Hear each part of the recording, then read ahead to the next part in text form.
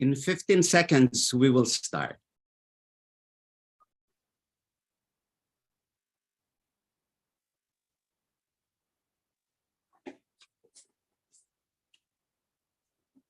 Can you hear me?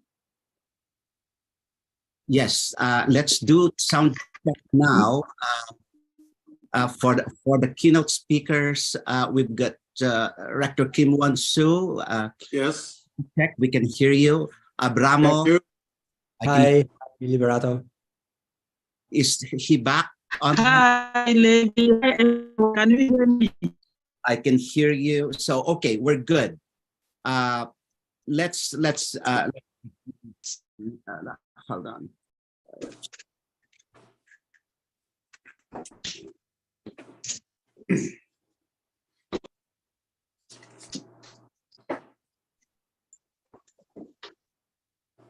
Good morning, good afternoon, good evening.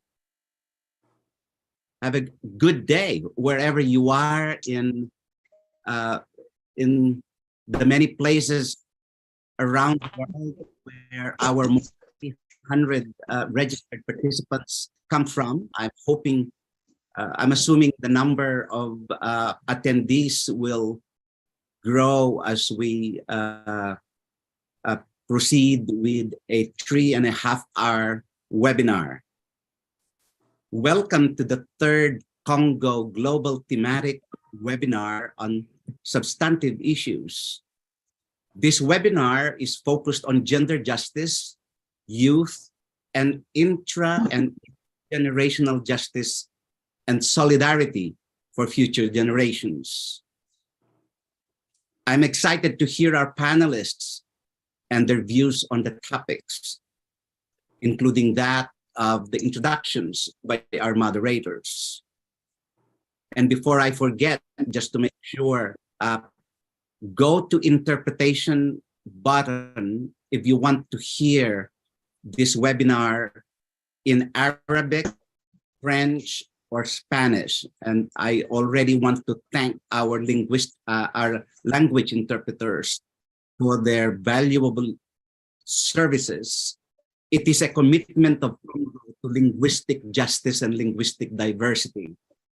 And it has to do with access to the texts and to the words that we say. And having as many languages is the key to greater understanding.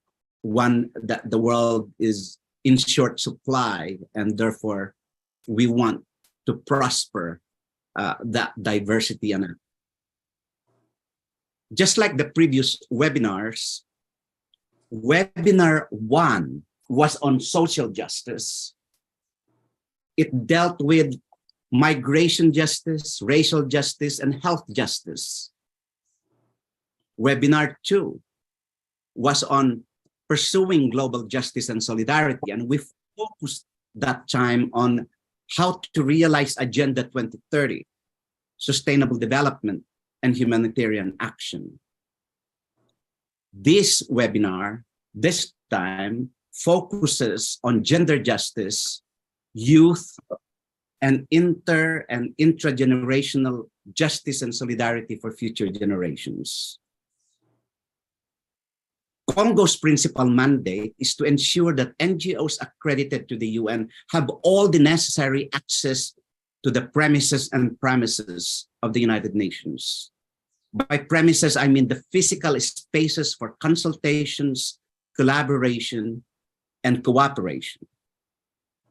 By promises, I mean the substantive issues that pursue the pillars of the UN system: human dignity and human rights, peace and security, sustainable development and progress, and harmonious relations of nations under the rule of law. Intrinsic to these pillars is the promise of the UN to foster peace so that the scourge of war visits us no longer in our lifetimes. Unfortunately, since the UN was born, more wars have been launched and more lethal weapons, including more sophisticated nuclear weapons, have been developed and produced. But why mention war today in this webinar? Because if there is an existential threat to the future of both present and future generations, it is this more death-dealing and life-crushing wars that the multilateral system has promised to no longer visit us and yet failed miserably to prevent. Instead, even more wars have been launched. The preoccupation with war has sidelined overarching concerns like gender justice and the integrity of the ecological system. More money is being given to wars and spent on conflicts than in addressing gender justice and the hopes of our children and our young people, not the least, funding for their education. The present does not augur well for today's children and youth, and certainly imperils the human right to a just, peaceable, and sustainable future for the generations yet to be born. Human security and planetary sustainability are at stake. If national and multilateral budgets are a statement of our moral bearings, we are in a deep moral deficit today. And it has to be reversed if we are to achieve fundamental transformations that ensure human security and planetary integrity. Indeed, our present and future. The summit of the future must be a summit of fundamental transformations. I hasten to add that our common and shared agenda, as proffered by the Secretary General, Antonio Guterres, is to recall the impetus that brought about the Millennium Development Goals, which is about eradicating hunger and eliminating poverty. All development goals that fail this first step fails the rest. It certainly will fail our children and our youth, both who are with us now and those who are yet to be born. The changes we seek today and must commit to putting any agenda for transformation in our collective life must move from promises to deliverables. That goes for the national and multilateral commitments written in the text of multilateral agreements, but short on practice. The UNSG recently expressed this concern. CoNGO's organizational mantra over the years since 2008 and antedates the discussion of the future at the UN. Our corporate theme says, defining the present and shaping the future. For this current term, and in the year of our 75th anniversary, we burdened ourselves with an added task. That is, to identify the things that make for change and change that we can commit to. Therefore, the overriding theme of the 6 global thematic webinars we have set to hold this year is defining the present, shaping the future, making the change now. We must make the change now. This is what we endeavor to identify today at this webinar. We will define the present, yes. We will shape the future, we must, of course. But more urgent and pressing are the changes we are willing to make. We are making the change now, and that should be a big yes to all of us, for all of us. So what changes are we willing to make and do so that gender justice does not linger as empty word in national and multilateral texts, but comes alive and visible in our human and social relations? What changes are we willing to make and do so that intergenerational and intragenerational justice and solidarity become equally alive and visible and give hope to today's generation of children and youth and those in the future? Today's webinar is designed to weigh in on multilateral discussions at the UN related to the UNSG's Our Common Agenda, the Sustainable Development Goals Summit, the Summit of the Future, the New Peace Agenda, and so much more. This webinar fulfills CoNGO's fundamental mandate to provide its NGO members and the broader civil society access to the physical premises and the thematic fronts of the UN. This mandate is undoubtedly familiar to many of your organizations. This webinar seeks to amplify the voice and agency of civil society in their organized collectivities called NGOs. But what needs to be louder, because they're often absent, are young people's voices and agency. I hope you will find inspiration in the presentation of 11 young people on the panel today. That's more than 1/3 of our speakers list. Ladies and gentlemen, welcome to this third global webinar of CoNGO. Let this webinar contribute to the effort of civil society to the lending of their expertise in the multilateral system, the UN in particular. In a time when the world is in surplus of fear and in deficit of hope, civil society, without fear and with boldness, must speak here and in the public square, no matter that public square is shrinking and democratic discourse is being threatened. So on with the webinar, brought to you by 10 co-sponsors and made possible with panelists, moderators, rapporteurs, staff, and planning team members who labored to produce this event today. Let us hear from our co-chairs of the anniversary of CoNGO give their greetings.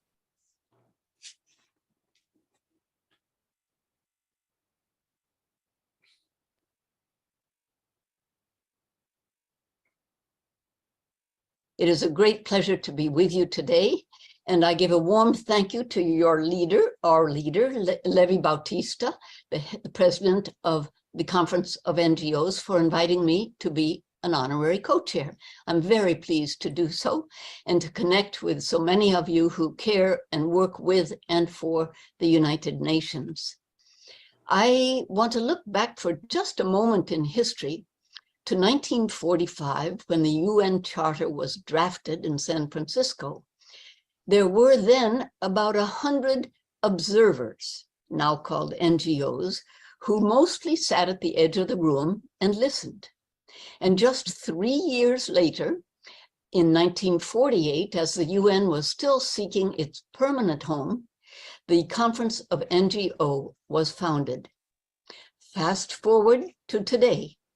75 years later, we gather again with different backgrounds, races, religions, nationalities, but joined in our shared vision of making a better world, of knowing that we can do more together than we can do alone, and knowing that the issues we care about connect us across borders, including human rights, and social justice and development and peace and security and so much more.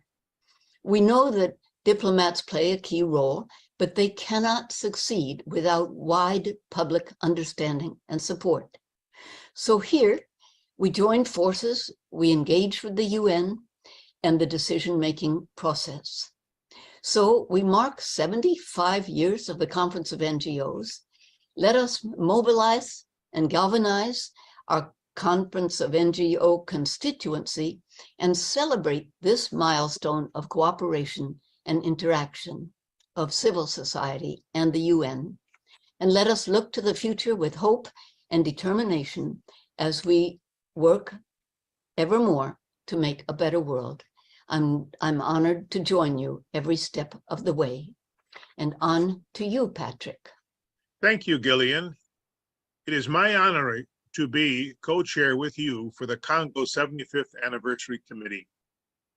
It is with great pride to see the 75th anniversary celebration slated for the entire year of 2023, moving along so well. Over 1,000 NGO representatives joined CoNGO in the first of 6 global webinars focused on achieving social justice, especially racial justice, migration justice, and health justice.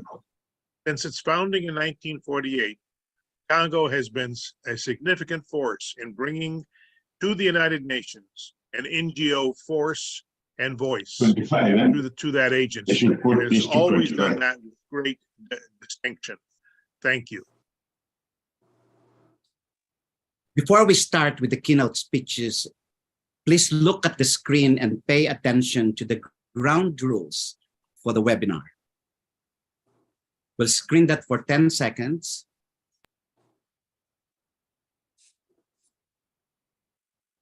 Let me emphasize, the panel moderator lays down the ground rules and controls the flow of discussion based on allotted time.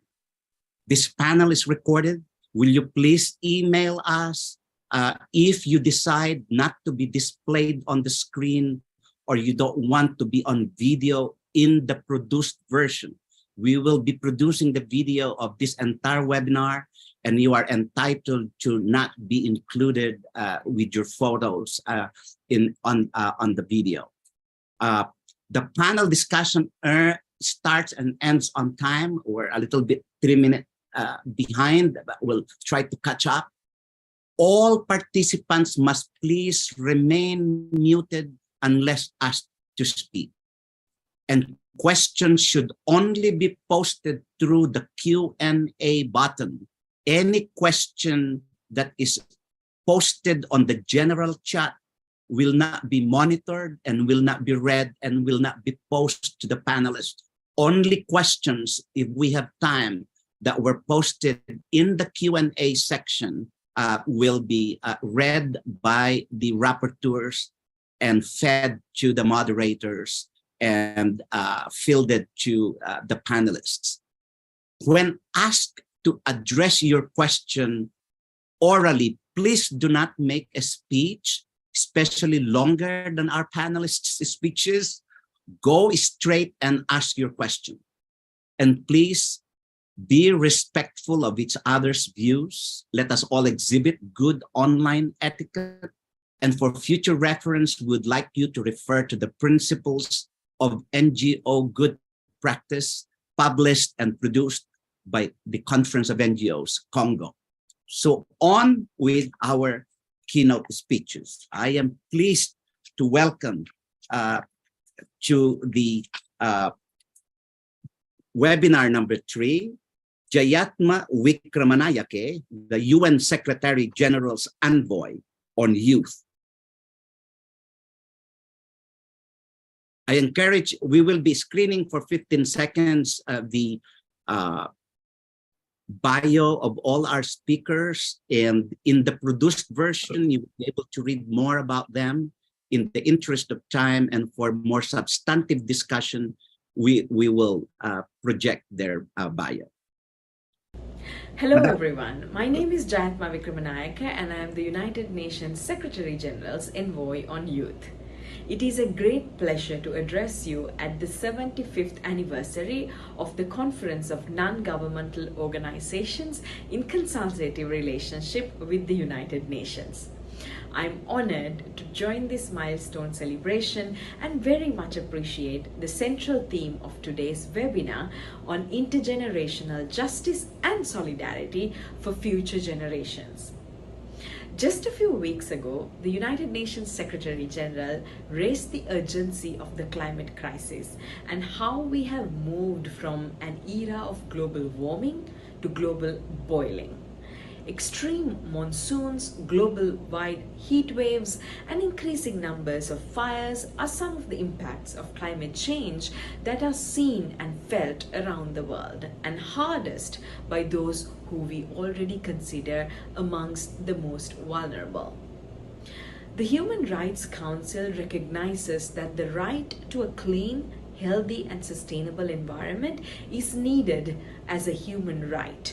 And as such, the failure to address the irreversible impacts of climate crisis in our present time is not only a failure to respect a universal right for everyone, but also the rights of generations to come. Future generations are often defined as all those generations that do not yet exist, are yet to come, and who will eventually inherit this planet. And the current generation garners our best advocates to push for progress and accountability from policymakers to deliver their duties to the future. The responsibility to take future generations into account, therefore, does not begin in the future. It begins with all of us today. and young people play a central role in this effort. Although young people today are distinctively different from future generations, they have taken the task to fight for the future of people and the planet and for the future as their responsibility. But this task and this responsibility should not be solely on the shoulders of young people. Intergenerational solidarity is needed to support the efforts that young people have been leading in demanding climate action. Young people need to be meaningfully engaged and supported if we are to work together in solidarity to achieve our common goal for a better future. More importantly, the rights of young people in this context must be recognized, upheld, and fulfilled. To end my remarks, I wish to highlight once again the centrality of human rights in our efforts to bring intergenerational justice and solidarity for future generations. There is no better investment than in youth to ensure the achievement of this ambitious goal. It is my hope that through this convening, partnerships across all generations will be fostered and the young people in today's conference will be able to leverage from this opportunity to collaborate further with all stakeholders to advocate for people today and for generations to come. Thank you. Thank you very much, Ms. Jayatma Vikramanayake, for your timely, if urgent message at this webinar. I now call on Mr. Kim Wan-soo to speak next. Mr. Kim Wan-soo is assistant diplomat, a consummate international public servant, having held the rank of Undersecretary General, High Representative for Disarmament Affairs at the United Nations. But his foremost credential to me is that he is a civil society friend, apparently the Global Academy for Civilization. Good to see you again, Mr. Kim Wan-soo. We were together in Korea last week, and we look forward to hearing from you. Thank you. Good morning, New York. Good evening from Seoul. President Liberato Batista, Ms. Gillian Sorensen, Brigadier General Patrick Rea, distinguished panelists and guests. It's my great honor and pleasure to be invited to speak on the theme of intergenerational justice and solidarity. It's an essential factor to consider in resolving many of the global challenges we now face. Before addressing this important theme, I feel obliged to express my special gratitude. First of all, I'm extremely grateful to the co-chairs of the CoNGO's 75th anniversary webinar, Ms. Sorensen and Brigadier General Rea, for putting together this timely and much needed event. It's so great to see and hear Gillian again after I left New York some years ago. Next, I would like to recognize a good friend, also not old but longtime friend, the President of CoNGO, Liberato Batista. I appreciate you having me here. I salute your efforts to make the voices of the young heard loud and clear by the international community. Last but not least, I thank all the distinguished guests and panelists from around the world for joining us this morning. Ladies and gentlemen, the whole humanity is facing complex global crises taking place on multiple levels and at the same time. This is unprecedented, not only in human history, but also in the much longer history of planet Earth, as these crises are not natural, but man-made. Over the last 10,000 years, human civilization has improved the quality of human life substantially, but it came with an increasingly unbearable cost to the Earth ecosystem. Now I'm afraid we are so close to the point of no return, or even worse, we may have already crossed it. The rising global average temperature, especially the threshold of 1.5 degrees Celsius, as my previous speaker just alluded to, and also many problems we are seeing these days. And as UN Secretary General Antonio Guterres said, global warming is not the right expression any longer and should be replaced by global boiling. And also other signs of the looming catastrophe are everywhere. Scientists even recently warned that fresh water from melting ice in the Arctic and Antarctica was weakening ocean currents. But this is particularly warning, given the possibility that North Atlantic currents may disappear by the middle of this century, even as early as 2027, even 4 years from now. This could potentially lead to Europe and North America freezing over, as bleakly depicted in the 2004 movie, The Day After Tomorrow. Unfortunately, things will only get worse from here. The current crisis is a symptom of excesses of human civilization, particularly industrial civilization. As such, what we are experiencing is a crisis of civilization. Yet, our response has been profoundly lacking. We as humanity have yet to take urgent collective action to get off the path we are now on. This inability to respond effectively to the perils facing us comes from two structural injustice inherent in the international system. First, less advanced economies will take the brunt of climate disasters, even though they have emitted far less than advanced ones.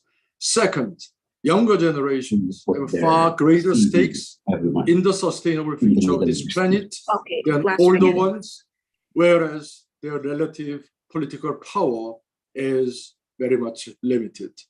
Unless we change the basic paradigm of industrial civilization, we cannot solve this problem. Time is running out. But we do not have a plan B because we do not have a planet B. Keeping our planet clean and healthy requires all government, civil society, and private sector leaders to work together. We must transcend our differences and acknowledge our common fate, because humanity stands at a crossroad of peace or collapse. With very little time in our hands, our future depends on whether we can work together.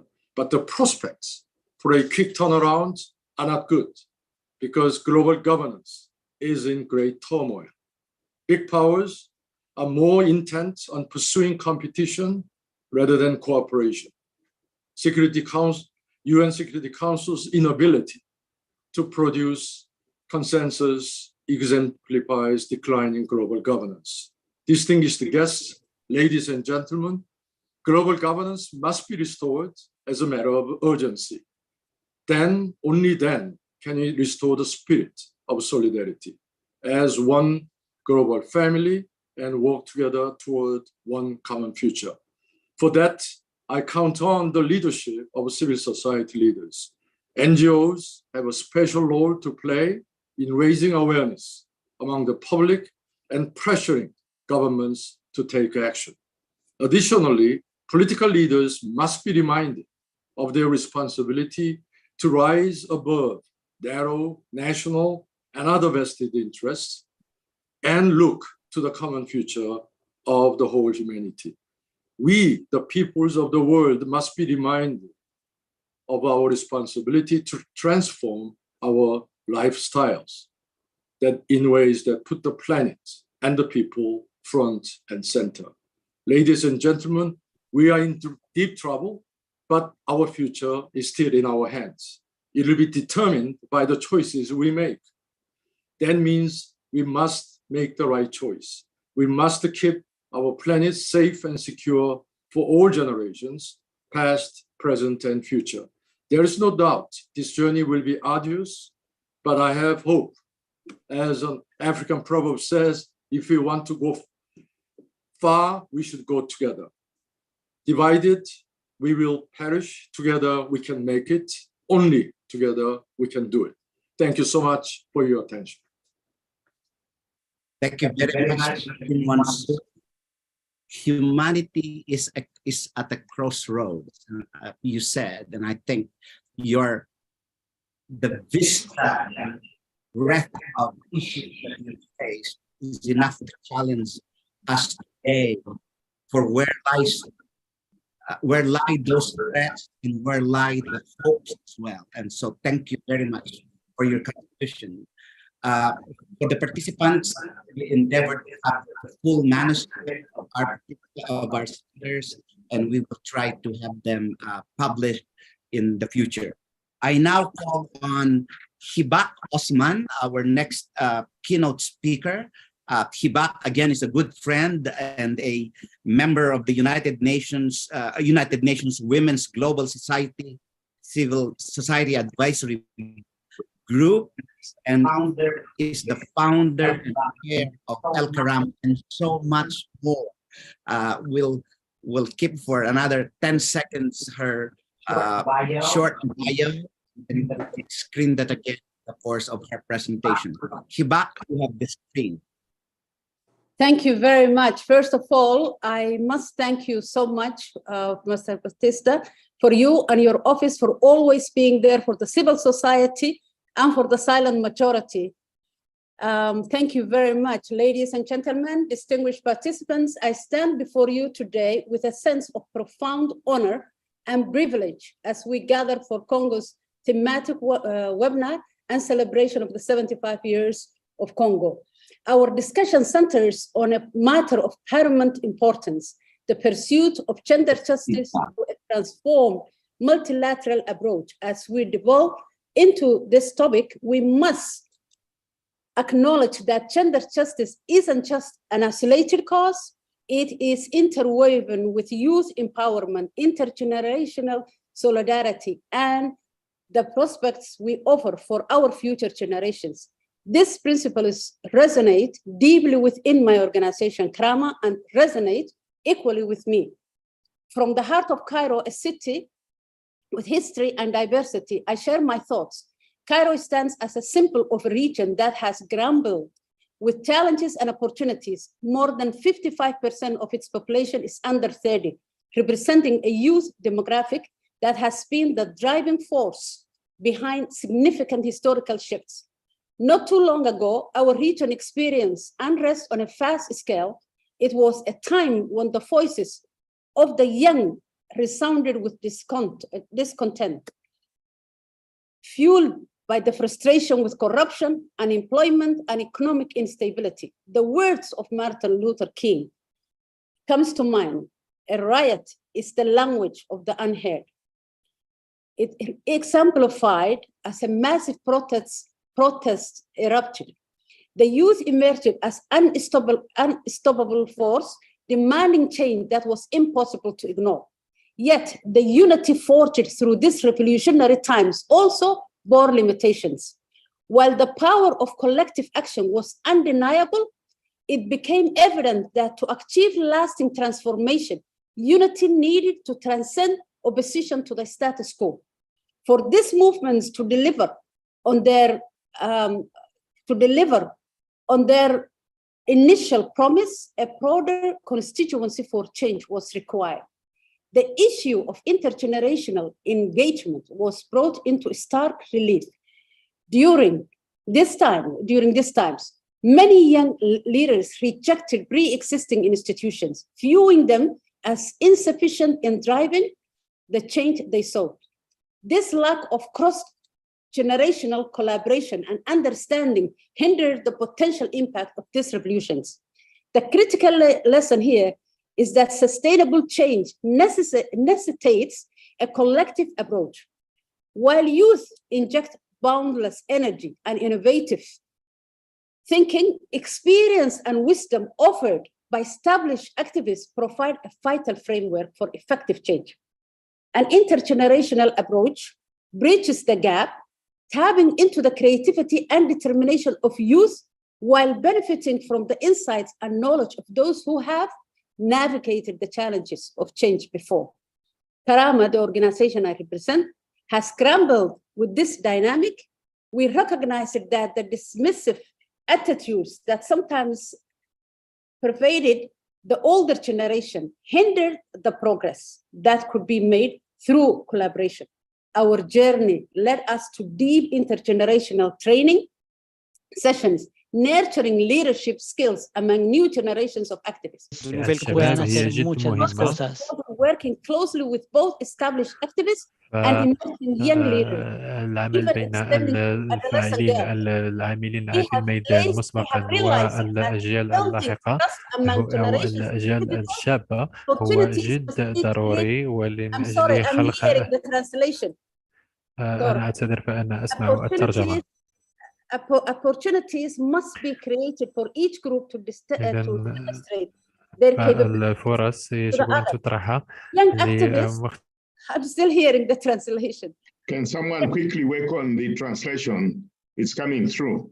Translation was disabled. Translation was disabled. Somebody has to enable again. هل تسمعينني؟ هل تسمعين المترجم اللغة العربية؟ So that we can hear our speaker. Young activists have we have realized that building trust among generations is pivotal. Opportunities must be created for each group to demonstrate their capabilities to the other.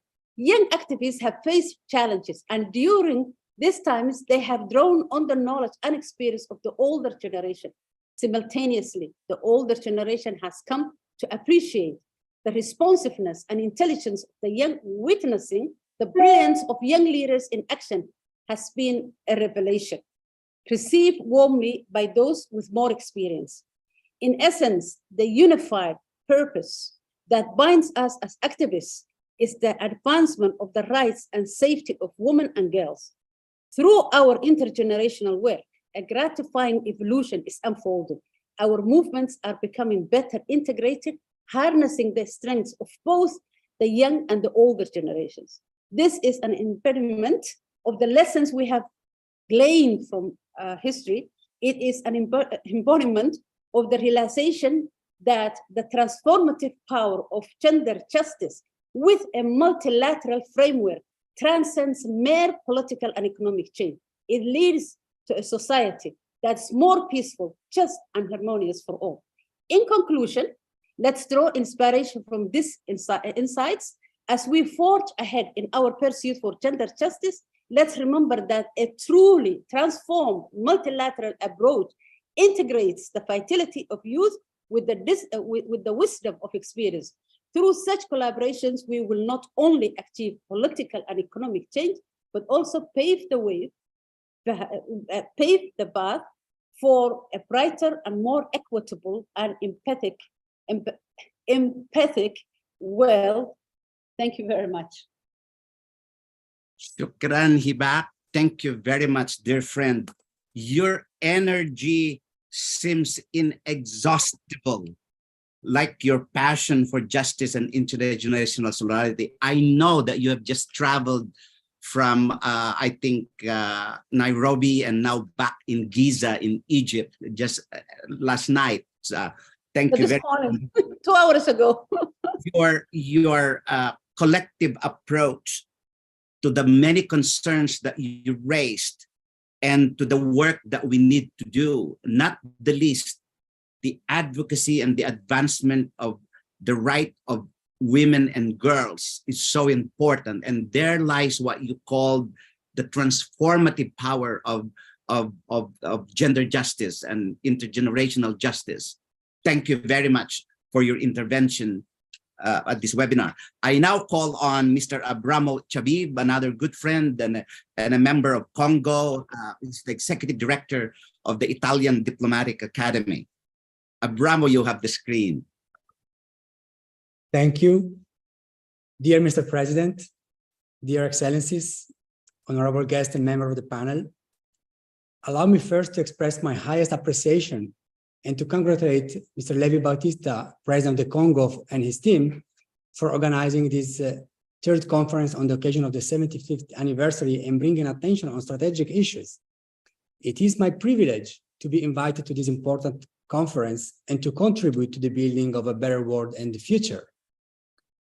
As IDA, Italian Diplomatic Academy, we organize every year in collaboration with the World Council on Youth and Diplomacy and several member states, the Future We Want Global Initiative for Young Leaders, one of the largest initiatives in the world aiming at empowering youth and contributing building prospective leaders. This initiative, organized in New York at the UN and in other 14 major political and economic city hubs, involves directly more than 8,000 youths from 132 countries and impacts indirectly more than 23,000 in the 5 corners of the globe. Based on our experience, there is a need for a collective and better understanding of what youth effective participation involves and how it can be implemented for all youth ages. Moreover, there is need for a collective and better understanding that not empowering youth is not fruitful to advance our societies towards a better world and future. Youth, if well mentored and equipped with skills and resources, can be a proactive part of society and has the enormous advantage that is full of energy and enthusiasm. Sometimes we might neglect the importance of this 40% segment of our society, but let us recall a few aspects. And with that, link the importance of the action of civil societies and the CoNGO with the work of all its affiliated NGOs and those who are in the process of affiliating, and the civil society at large. Most of our decision-making comes from the civil societies. As we all know, diplomats carry on important responsibility and represent the member states, but real and decision makers come from politics, which is a direct link from civil societies and activism carried out daily in the different part of the world. So civil society definitely is where decision-making shall come from. And as part of this process, youth shall be involved. And based on our experience, there are several aspects that youths are trying to contest to the adult world, and the following are recalled with insistency. Lack of involvement in current decision-making, which, despite the establishment of several institutions and mechanisms in the different countries aiming at their involvement, these are proving to be very ineffective, and in some cases, only a playground for children, but with no impact on real decision-making and policies. Lack of funding, resources, and mentorship to establish credible and effective structures and mechanisms to advance youth participation, so to institutionalize youth participation in decision-making processes. Lack of access to education, which in many times is a deterrent to personal success and personal understanding of the complexity of the world, a basis if we want to build actors of change. Of course, access to education and training is essential.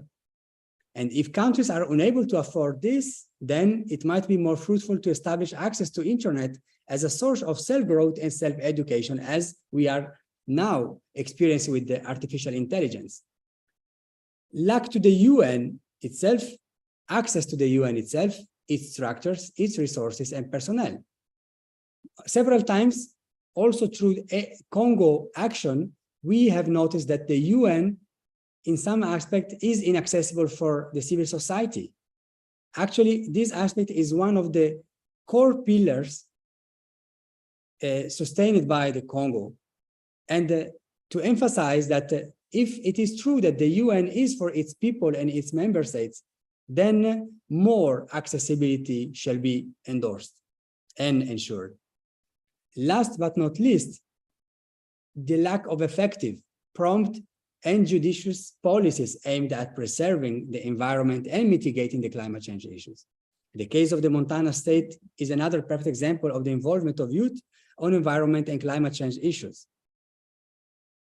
After listing these youth needs, I would like now to take this opportunity to share with you a few pragmatic ideas which might offer food for thought. As a former youth, I advise on the importance of establishing modules on civic engagement and community service within the school system. These do not represent costs to governments and are easy to put in place. And as a benefit, this will create the necessary basis for a cooperative and mutually supportive community of people. Youth shall perceive and feel their importance in the overall scheme, and at the same time shall see how all segments of society are complementary and equally engaged, and all of them benefiting from social justice and not discriminatory policies. I agree with the idea that youth cannot provide useful inputs nor outcomes in the general decision-making system without an adequate mentorship and training. Deciding for our future requires skills, knowledge, and vision. Sometimes even decision makers are struggling despite these skills. And all of these skills can be all cultivated and empowered.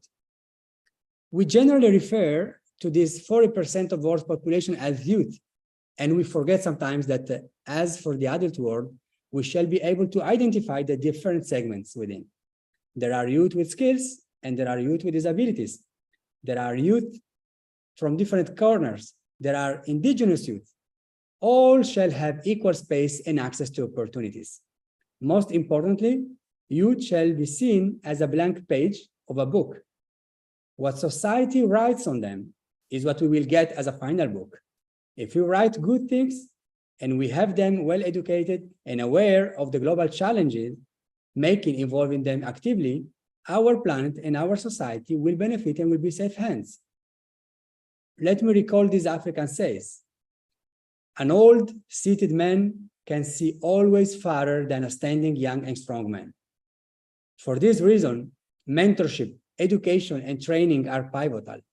It is in our highest interest to make the best of our youth and to put them in the best position to serve the needs of our society and planet. They are not another challenge. They are just another opportunity that comes to us and which shall have the wisdom to take advantage of. It is important to recall that most of our leaders comes from a civil society phase of their life. And the importance of civil society leaders in shaping global governance, the constant and tireless work with people and of people, as our president, Mr. Levi Bautista, and other leaders of NGO across the world, is significant and is truly impactful if and only if those in the position of power are able to listen and to be sensitive to our experience. No one among the different segments is carrying an experience on the ground as NGO leaders and their officers are doing. So let me once again recall that our world, which is now impacted by an important and crucial crisis, which spanned from the pandemic through an economic and now a securitarian crisis with the Ukrainian war.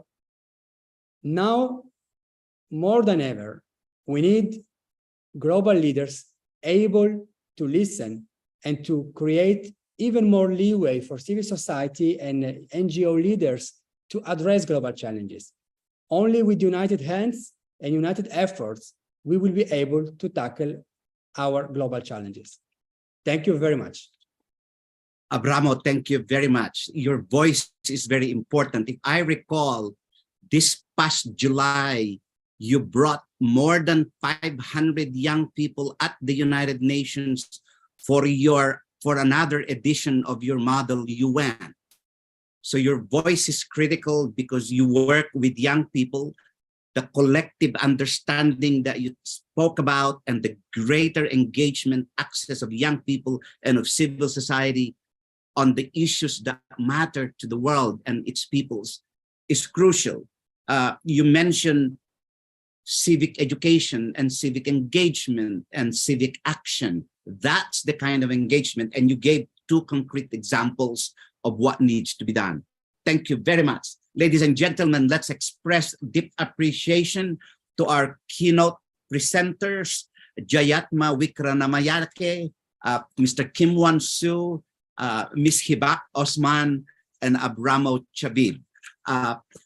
There will be no Q&A for the keynote presentations. I encourage you to write your questions on the Q&A section. I will make sure to forward them to the speakers and including your email if need be.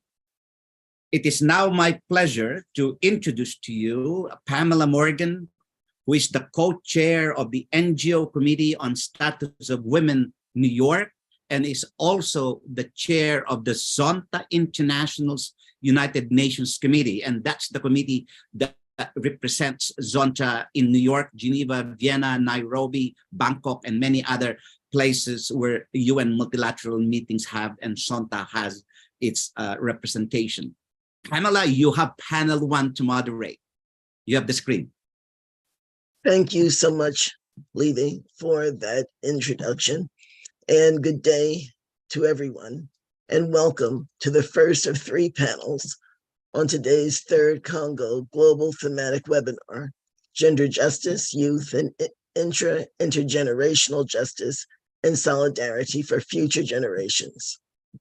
Our panel explores gender justice and a transformed multilateralism, interrogating our progress and meeting the Sustainable Development 2030 agenda by focusing on SDG 5, gender equalities, SDG 11, sustainable cities and communities, as well as SDG 16, peace, justice, and strong institutions. Looking at our end goal of seeing economic, political, and social transformation by the conclusion of this ambitious agenda, we acknowledge that the issue of gender equality is paramount and that the most prudent path to achieve it is by using a multilateral approach within a transformative framework. Our focus on social justice struggles and social transformation is indeed global in nature. Although today's panelists all hail from the global South, we must bear in mind that women from the global North are also deeply entrenched in social justice struggles. The Me Too, Black Lives Matter, and George Floyd movements that indeed reverberated around the globe all included women in leadership positions, women who participated in the struggle for social transformation, and were focused on the acquisition of freedom, justice, and equality. Intersectional properties of race, class, economic level, ethnicity, sexuality, age, reproductive rights, etc., can all serve to alienate large groups, particularly women, and can serve to create and perpetuate unjust societies. In these struggles, we have witnessed women who refuse to be distracted by those properties and who forge onward in their quest for social transformation. Our panelists today are to be lauded as they have in common a humanist approach to their work on gender. Their modes of working remind me of a quote from esteemed author and activist Dr. Angela Y. Davis. Whenever you conceptualize social justice struggles, you will always defeat your own purpose if you cannot imagine the people around whom you are struggling as equal partners. It is obvious from their dedicated work that our panelists all work as equal partners to those that they serve. As we listen to today's dialogue, let us remember that the 2030 agenda actually represents a transformative framework that has the promise to deliver just solutions in a transformed social environment for future generations. I extend our warm welcome and gratitude to our illustrious panelists. Lily Bassour, founder and director, Voice for Change, and she's a member of the UN Women's Civil Society Advisory Group. Elizabeth Sabet Cox, former regional head, Pacific Multi-Country Office of United States Women Australia. Sylvie Jacqueline Ndongmo, International President, Women's International League for Peace and Freedom, WILPF Cameroon, and Ndai Sahur, Senior Gender Advisor, former convener, Women's International War Crimes Tribunal, Philippines, and to Evelyn Durmeyer, the rapporteur for this session. I will start our dialogue with a question to Lily. Welcome, Lily. Thank you, Pamela. You're welcome. I think, okay. As leading human rights defender in Papua New Guinea, you have had many difficult experiences mediating community conflicts ranging from accusations of sorcery to other domestic violence. In 2022, the Constitutional Law and Reform Commission took a significant step towards stronger protections for men and women like you defending human rights in Papua New Guinea by signing a MOU with UN Women to conduct consultations on a human rights defenders bill and to provide technical assistance in the drafting of the bill. Can you describe your experiences as a human rights defender protecting women from accusations of sorcery, and then describe how this new bill will protect you from harm? Thank you, Pamela. New Guinea is a small country. It has been come into contact with the outside world in the 1950s from the highlands of Papua New Guinea, and where we are working as a human rights defender in the front line defending it. The human rights defenders in Papua New Guinea and in the highlands of Papua New Guinea, we are not recognized and we are not supported properly. What you're talking about, the UN in consultation trying to draft up the human rights defenders bill, it's taking a process, but it's very slow. And it's very slow, and this needs to be sped up. And then I think I was part of the process too, but like it needs to be sped up, and then really look at how the human rights defenders on the ground to be supported. As an experience as a human rights defender on the ground, it's very complex given the different societies and the cultural norms and all this were put our women in a very difficult position, and the cultural traditions and norms that devalues the women and then discriminate the women. It's very difficult as a woman human rights defender trying to defend the rights of another woman. I draw my energy and my support from my immediate family, from my immediate family, and to be able to carry out a rescue, to be able to rescue people who are in danger, they are tortured or about to be, tortured, from sorcery accusations related violence. So yes, in Papua New Guinea, we have people who are human rights defenders from the highlands, who are working in the area of conflict, who are working in the area of sorcery accusations related violence, who are rescuing women. They are putting their lives out in there, but there is not enough support system in place for the human rights defenders.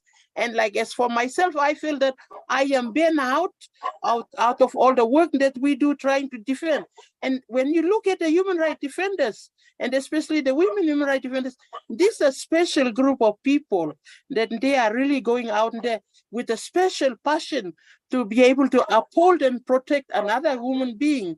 So I think we do welcome the UN doing this consultation to come up with this women human rights defenders bill, and that needs to be sped up, and that needs to be actually put into use, practically put into use. Thank you. Thank you so much. And that's implementation is always the key to any policy. If it's not implemented, it serves no good. So thank you so much for your powerful words. And I must make a correction. Our rapporteur for today is Mara Cohen. So please know that Mara is the person who will be taking the notes. Our next question is for Elizabeth Sabet Cox. And Sabet, welcome. And Thank you, Pamela. You're welcome.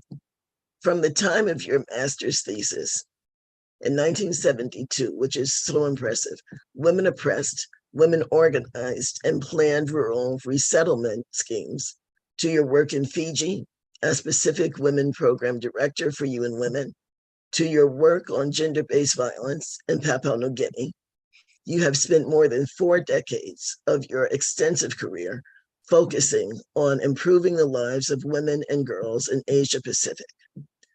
My question to you is, what do you see as being the main historical drivers that halt gender justice for women in Asia Pacific, thus preventing a secure, sustainable, and transformative future? And what is needed to combat these issues? Thank you. Yes, well, I think following on from what my colleague Lily Basua has had to say, and her powerful voice and her powerful message about work at the coalface, my original work was also at the coalface. It was with farmers. Lily also was working with farmers in Papua New Guinea. But because of the changing context since independence in Papua New Guinea, almost 50 years ago, and for other Pacific nations, things have changed dramatically in our region. So we are struggling with both the legacy of late colonialism in our region, but also the contemporary struggles for the exploitation of resources and for the geopolitical struggle that's going on in our region. So the ways in which we work have dramatically changed. The Pacific is rich, a culturally rich region and a culturally diverse region.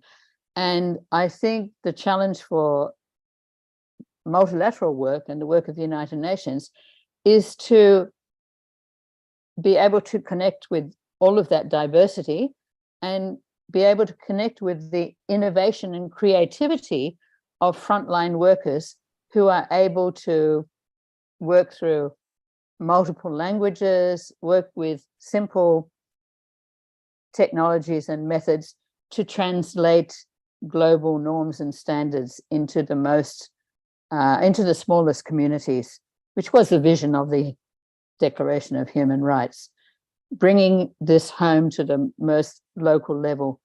So the struggles are to have that connection, and the struggles are to minimize the bureaucracy that's involved in development partnerships and the delivery of development services and financing.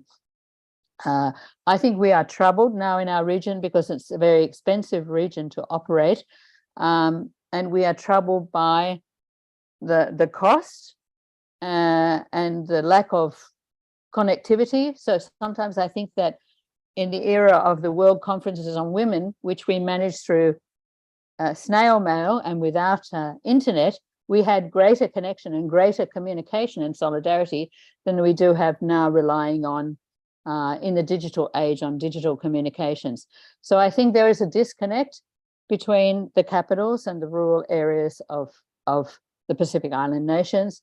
And I think this is particularly a challenge for multilaterals to be able to understand that disconnect and find ways of working more directly with organizations and networks like those that Lily Basua is leading and engaged with, to be able to work really in solidarity and as directly and as cost efficiently and as locally and culturally appropriate, and in ways that give real leadership and voice to women. Thank you so much for that thoughtful response. And the economics of the situation always seem to dictate outcomes that are not the best for the common man. And so I think that's something that has to be considered. And I also want to say that I'm very appreciative of your acknowledgement of the work of Lily and others in your region, because that is exactly what Angela Davis was talking about, that we come together as one and we understand that we're all part of the same collective. So thank you so much. My next question is to Sylvie Jacqueline Ndongmo. And Sylvie, and your role as a peace activist. You recently said, and I quote, "To me, the feminist peace approach means acting from the insights and experiences of women, men, girls, and boys that explicitly renders visible the differential and gendered power structures in relations that often play out at the detrimental extreme during threats to peace. For instance, building peace requires a gender-centered approach to work closely with the lived experiences and contributions of everyone amid conflictual situations." This is indeed a very powerful quote. Can you please elaborate on this quote for our audience, sharing your experience and how a gender-centered approach in conflictual situations could be constructed and implemented? Thank you so much, Pamela, for giving me the floor. Permit me to first send greetings from the Women's International League for Peace and Freedom, and to say that it's our greatest honor to be invited to share our views in this very important panel. I want to say that, start by saying that commitment to the ideal of multilateralism goes back to the creation, to the setting up of WILF in 1915, when our founding mothers urged the creation of an organization, the Society of Nations, to deal not with the rules of warfare, but with the practical proposal for international cooperation. And today we still hold to that all the challenge that the system is having today. And we also understand that these challenges are some opportunity for restructuring the way the world operates. We have observed and seen that so far, the operation is for the people with the biggest bomb to act as the biggest bullies. So our world order has been deliberately constructed of the principle of militarized security, and therefore it discourages or encourages investment in weapons and war instead of the well-being of the people, of the planet, instead of a human rights-centered approach. So the women who gathered in the midst of the First World War had a vision of permanent peace, constituted through cooperation, equity, justice, and non-violence. And we all know that gender justice is a fundamental principle of human development and the realization of peaceful, just, and inclusive society. I want to say that I made this powerful declaration because we have been able to identify some gaps, some factors into gender justice. And I want to indicate one or two of these gaps. The first is that global governance is driven by patriarchy. When you look around the world, you see that militarism and military activity supported by the global financial system and war profiteers continue to fuel violence in the name of security, leading, of course, to deepening inequality and exacerbating environmental destruction. And no living being, no human being on earth is left untouched by this militarism, which affects at different levels. So we have also noted that there is flagrant lack of global leadership for peace. We have global leadership for weapons, for war, but we still want to see global leadership for peace. And we have also noticed that there is a lack of funding to promote universal social protection. What we think that what should be done is that we need to find hope, courage, and strength in our activism. We need to resist and disrupt the root causes of these inequalities. We need to firmly condemn the system of oppression. We need to speak the truth to power. We need to speak the truth and build stronger alliances and solidarity. Thus, the importance of our being here together. And we also need to, I want to share briefly and end there. For example, what we are doing at WILF. At WILF, we think that we have a vision of a world of permanent peace built on feminist foundation, freedom, justice, non-violence, etc. And we think that the planet, the people, and all inhabitants, need to coexist and flourish in harmony.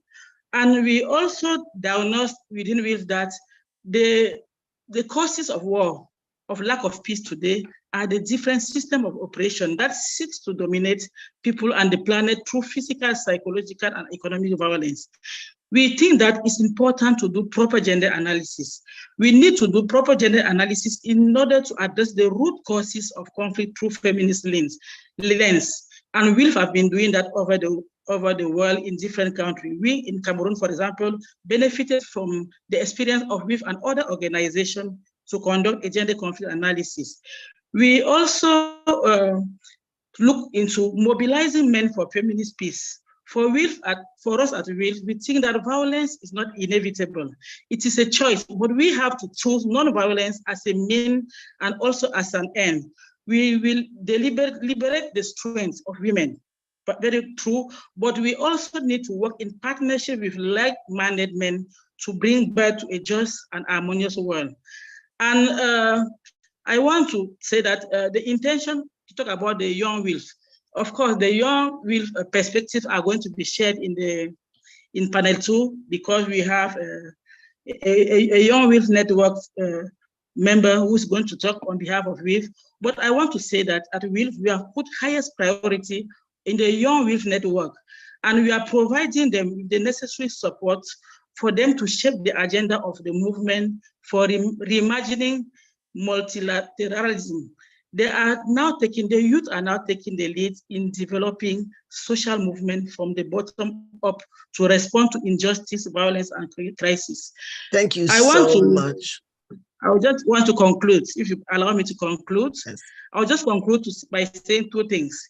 That the challenges before us are profound, but we need to create a powerful movement. And for that, I invite you to join our WILF Path to Peace. Let's redouble our effort towards a collective vision of feminist permanent peace.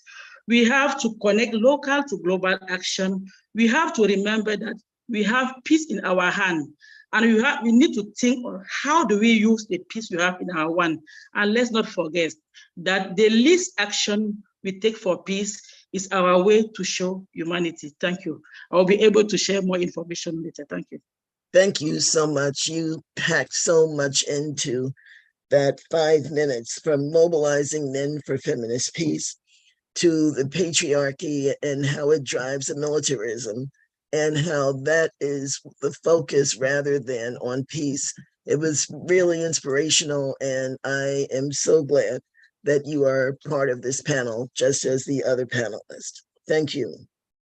And I will be joining the WILF Path to Peace. Thank you.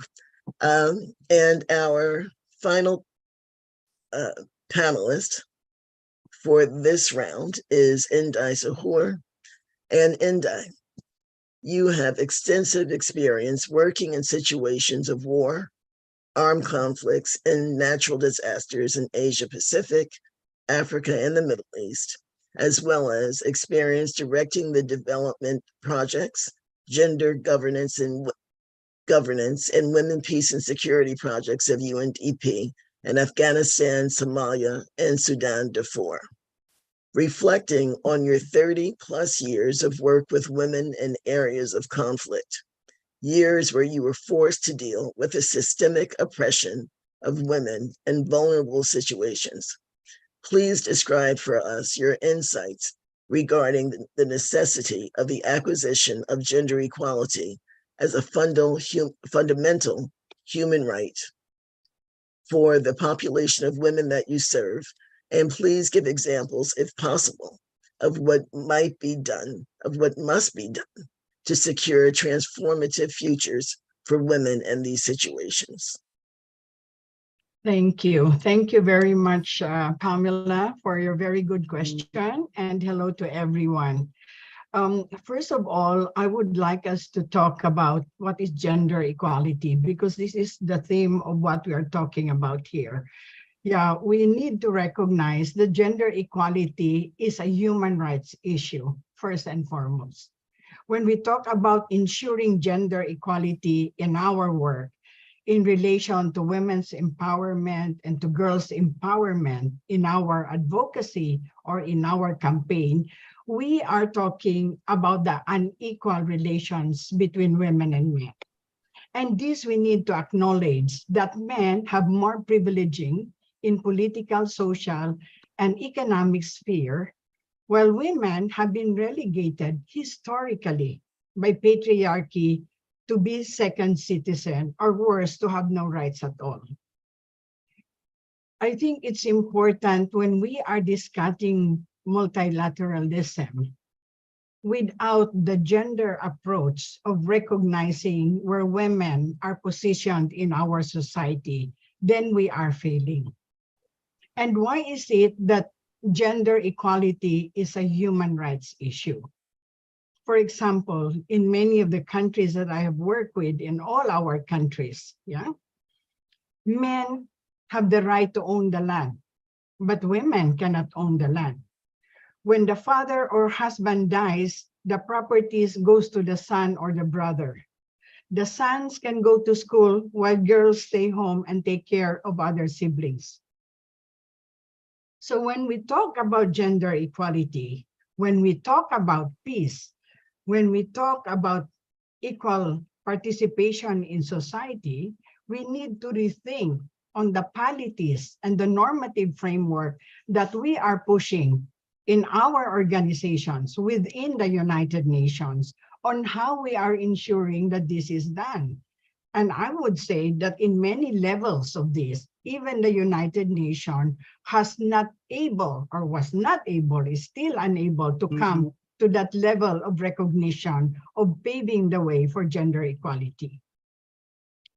When I was working in Afghanistan with UNDP as gender advisor, we have made great strides in bringing young girls to school, giving women opportunities to run for political office, as Afghanistan was one of the countries in the world with the most women in the parliament. But all of that now is gone because of male patriarchy. The systemic denial of women's human rights and control of men over women needs to be examined at all levels of our approach on when we talk about multilateralism. We need to address this issue of gender inequality in a multilateral approach. We are talking here of intergenerational. But when you look at what does intergenerational means, when 50% of the population of the world have no equal rights to the other 50% of the population, then we have failed. We are failing the women. The most dangerous work now is to be a women's human rights defenders. And I think Lily, Sylvie, and my dear friend Elizabeth all knows this. They know the issues that they had been fighting for. And why is it more dangerous to be a women's human rights, fighting for women's human rights? How many women's human rights defenders have been killed, kidnapped, raped, assassinated for fighting for their rights? So when we are talking here of intergenerational approach, let us re-examine the policies and the normative framework we are doing, because these are all big words, but in the application to the local situation of where Lily is working in the highlands of Papua New Guinea, where every day, 24/7, she is at risk of helping women who've been accused of sorcery killing. Lily and Elizabeth have witnessed how these women have been extremely tortured. I have been to Papua New Guinea in the highlands, and I know the struggles that women go through. Women are burned at stake in this day and age of artificial intelligence. So we need to re-examine here right now with this forum when we are talking of intergenerational approach to human rights and how the future human rights would be when the struggle is right now here in our situation, in this very context where we are in. That is the challenge that we are all needing to address, because without it, then the whole framing that we have been fighting for within the UN, within our governments, will not be acknowledged and will not elevate the situation of women if we don't take any drastic move to ensure that women take their position in the society equally with the men. And I think that's the challenge that we need to go through right now when we are deconstructing the whole notion of multilateralism, when we are looking at what would be the intergenerational approach when the oppression and discrimination of women is intergenerational in itself. Young girls to be all the way to becoming a woman have always been oppressed. That is intergenerational. Their grandmothers are oppressed. Their mothers are oppressed. She is oppressed. That is intergenerational. So when we address this issue now, it is important for us to acknowledge that this is the threat of our societies, that to have a better human rights for the future, we need first to address the issues of the disempowerment and systemic discrimination of women. Whole nations like Afghanistan are systematically violating women's human rights, and all our countries are doing that just the same. So we need to re-examine that at the forefront of our struggle is that 50% of our population, which are women, are out there fighting. And we need all our colleagues in the male sector to come and join us in that. Let the women lead and join us in partnership. And I thank you so much for those powerful comments and your comments agreeing with Sylvie in the importance of mobilizing men for feminist peace. I think rings for us, UN Women has a He for She campaign that Zonta International has participated in. And we can't say enough that the world needs to mobilize around protecting women and women peacemakers, and making sure that, as you said, that half the world has the ability to thrive and live and contribute. So we are almost out of time, but we have a lightning round. And the lightning round is a question that we're going to answer in 2 minutes or less. And the question is, in her noted book, Freedom is a Constant Struggle, Dr. Angela White Davis said that it is in collectivities that we find reservoirs of hope and optimism, which is a necessary trait that the world needs to move forward.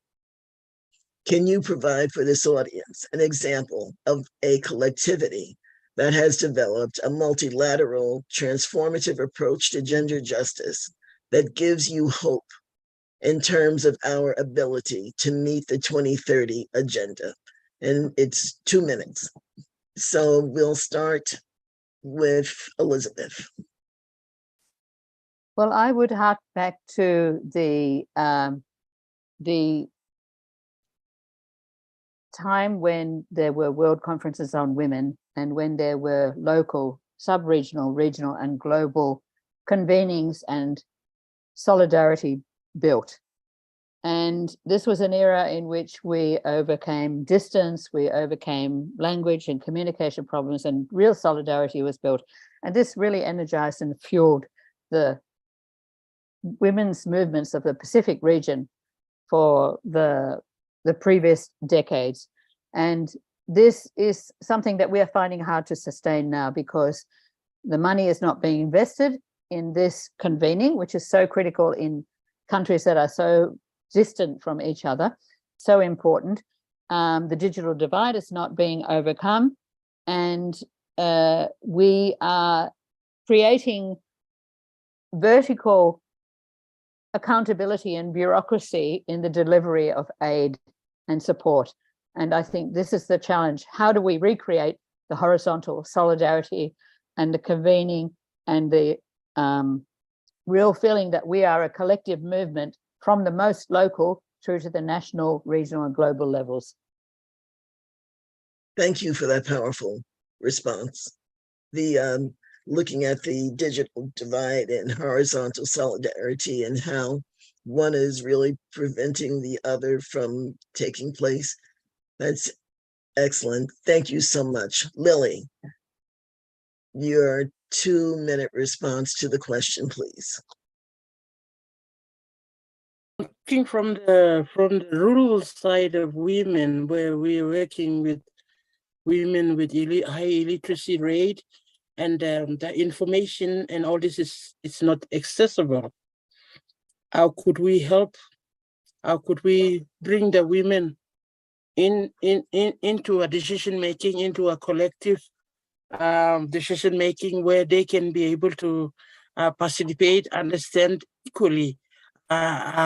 This is with the rural women in the context that we are working is quite challenging, and they need to be, the information has to be accessible, has to be translated into a way they can be able to access and understand. And as I see that, if they can be able to really understand the benefits and the importance of it, then we are starting to create this movement of women actually coming, looking into spaces where we can give them the space and where they can be able to raise their voices together collectively on issues that they can be able to raise them collectively.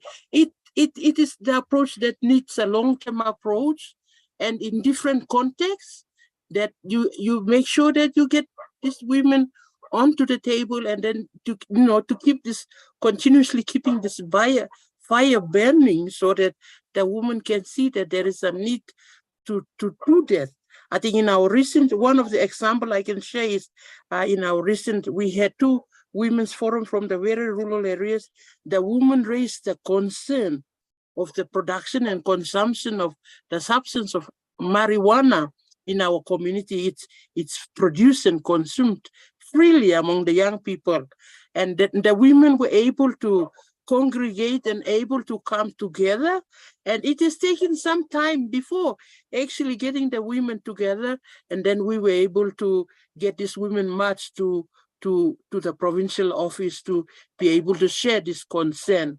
So I think that is possible, but given the context and where you're operating from, it needs resources, and it needs time, and it needs collective approaches where that momentum needs to be built, and then to be kept moving forward. Thank you. Excellent, thank you. And that is really promising to hear about the women getting together and marching to the provincial office over their concerns about marijuana. That's very powerful. Thank you. Next, Sylvie, could you please respond to the question about what gives you hope? Yeah, what gives me hope is the work which is being done in the communities and which is being expanded. I just want to give 2 examples. One is what we call reimagining the peace in the MENA region. I want to give this example. For the past decade, one of the WILF Syrian partners, called Bael, has engaged in peace-building effort with grassroots feminist women-led organizations inside and outside Syria to advance issue of accountability, inclusive peace and justice within Syrian context.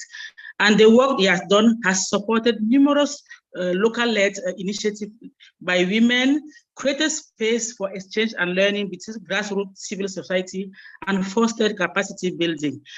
And beyond this, Badel has contributed to innovating spaces to expand the feminist political imagination of everyday's political action within and outside formal institution settings. So for me, this is an example, which is very important as a transformative feminist approach.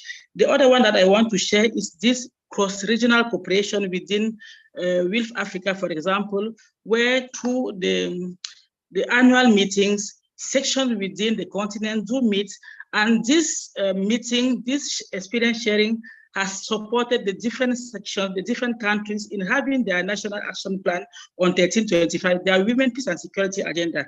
And lastly, I mentioned the mobilizing men for feminist peace. This experience has been conducted by WILF since 2020, and is being conducted in many countries, including Afghanistan, Colombia, DRC, and the result is a rich body of research which sheds light on the concept of militarized masculinity as a key driver of conflict and aggression, the way it manifests itself in conflict society, how it is sustained, and spotlight the stories of men doing vital work alongside women activists to achieve peace. So these are examples that I can share, which really give me hope. And of course, the youth give me a lot of hope, because we need to ensure this generational transition so that the youth can really take over and be able to take our fight over. Thank you. Excellent. Thank you so much. So you have many reasons to have hope, and we can learn from your example. Thank you so much. And lastly, Ndai, if you could share with us your response to the question, what gives you hope? Well, thank you, Pamela. There's so many things that give us hope. I mean, the grassroots women's movement has really proven that they can make changes. And then the work on the ground has constantly, have proven that they are able not only to shift the terrain, but also the laws in their communities and within their country. But what is necessary to support this hope is funding. In the recent United Nations assessment on how much money is being given to gender equality, only 2% of the development aid goes to gender equality. And this needs to be examined, out of the millions and hundreds of millions of dollars being given to development aid, you only have a few percentage that goes directly to finance the work of women on the ground. And when we look at and recognize the importance that everything starts at the community level, it's never been top down in our governments. The government did not enact laws, because they are thinking of women. Let's not forget that the United Nations only recognized women's human rights in 1993, and because we have to fight for it. Yeah, nothing in the normative framework of the United Nations that is related, whether it's women, peace and security, or the recognition of women's human rights. It was all fought because women rallied, marched, and picketed to demand for these rights. It was not like one day the UN recognized that we should give women their rights. No, it was the women on the ground who fought for it. But now that we have recognized this, it's important that we start giving funding to the women. And this is part of our, multilateralism aim, that we are able to support one another. And without that funding, we will still be in that same situation of women scratching the surface and fighting for their rights at all levels of their societies. So that's our challenge. Thank you so much. And you defined the challenge perfectly, because even with all of the grassroots movement that we've seen as being successful, we know that economics is a huge driver of the oppression that women face, from land ownership to even with the women who are being deemed sorcerers. We know that there is an economics side to that. So I think we must be vigilant in petitioning for greater funding. And, we have to participate in the financing for development conversations, and we have to be present. So I thank all of our panelists for these inspirational reflections, and I really do hope to hear more from each of you in the future. At this time, the floor is open for Q&A. If there are any questions, please place them in the Q&A section in chat, and we will respond. And at this time, there are no open questions. Thank you very much, Pamela, for an excellent panel. Thank you for an excellent moderating, and thank you very much to all our panelists. Inday from Philippines joining us today from New York. Sylvie joining us from Cameroon. Elizabeth joining us. Elizabeth, are you now in Fiji or you're still in Australia? I'm in transit. I'm in a You're hotel on my way. And Lily from Papua New Guinea, from the bottom of my heart, on behalf of CoNGO, and I'm sure your moderator Pamela shares this with me. Thank you very much for relevant, informative, bold statements. Now we need to make the change now, and you've given indications to that. Thank you. Before we get, that's a round of applause. Actually, for Filipinos, we actually animate that. We say a round of applause. Thank you. Before we go to the next panel, I want to remind you that we are also live streaming on YouTube. So we have far more participants than who you see on the screen. On joining us on the web platform is about 185, but we are also live streaming on YouTube, and Toyomi will put on screen the QR code. Start tweeting, start sending messages to TikTok, start sending your message through Facebook and Instagram and LinkedIn by scanning the QR code. Send the message to governments, to civil society peers, and to member states. Get the message out and weigh in on the many national and multilateral themes that are before us. Ladies and gentlemen, let's now move to panel 2.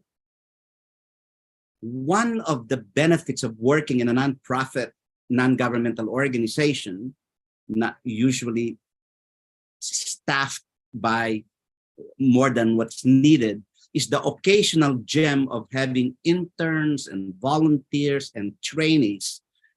And this past summer, I worked with 10 young professionals from France, from all over France. They came to train with me between June 5th and the 3rd week of August. They have since left New York and gone back to their places of work and study, all of them at the master's and doctoral level. They have all gone back to France, but before they left, we recorded this entire session. I hope you like it. Are the youth the hope of the future? Are you? I think and I believe you are. You are already the hope of the present. Even more, I believe you are the future of hope itself. To invoke Martin Luther King, if the future is now, there is a first urgency of that now, because what we do now affects both the present and the future, and that future is now. What we call the future generation is among us now, and the problems we are confronted with in our world today are affecting them, in fact, all of us. This summer, at the start of June, I have had the pleasure of hosting young people from different parts of France. They trained with me under the program of Inspire Change Corporate, under the leadership of Marie-Charlotte Steur. Their training centered around the United Nations and how this multilateral body is addressing the issues dear and near to the concerns of young people. They attended as many events at the UN and surrounding venues as their NGO badge allowed them. It is my pleasure, ladies and gentlemen, friends, to present in this panel to these young people whose youth belie the professional training and expertise they already bring to the table. So I asked them a very simple question, one particular question with two parts. Tell me what your fears today are, then tell me also your hopes for the future. If we are to recognize that our young people are claiming their future, then that future is now. Any conception of future generations must contend with the young people's expressed desire to be primary stakeholders of their future, and that they must have a seat at tables where their future is at stake, be it at the meal tables with family and friends, at peace tables negotiating conflicts and tensions, or at decision-making tables and multilateral bodies like the United Nations. I am fortunate to have a group of young professionals, all under 30, who have worked with me while doing their research in New York. I have been blessed by their presence, but even more, by sharing who they are and what they do, and what the future augurs for them, because they are acting upon that future. So on with the discussions. Dalia. Well, Levi, I would say my worst fear is both very intimate and very political. It is related to the fact that I was born and I identify as a woman in a world where gender equality is still far from being achieved. My gender is not something I can act on to change. It is who I am. And like many women, I am deeply aware of all the way it can make me discriminated against in a patriarchal society. In the professional area, indeed, women have fewer opportunities to access leadership positions. When they do, their salary remains globally lower than the ones of their male colleagues with equivalent responsibilities. In the family structure, women dedicate more time than their male partner to housekeeping, administrative, planning, and educative tasks, while being more at risk of suffering from domestic abuse. Even the everyday act of walking in the street is not sourceless act for my gender. From common street harassment to assault, the public space is hardly ever totally safe for women.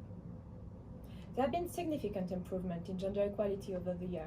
Compared to my grandmother, I was born with the right to vote, to have my own bank account, and to have bodily autonomy over issues such as contraception or abortion.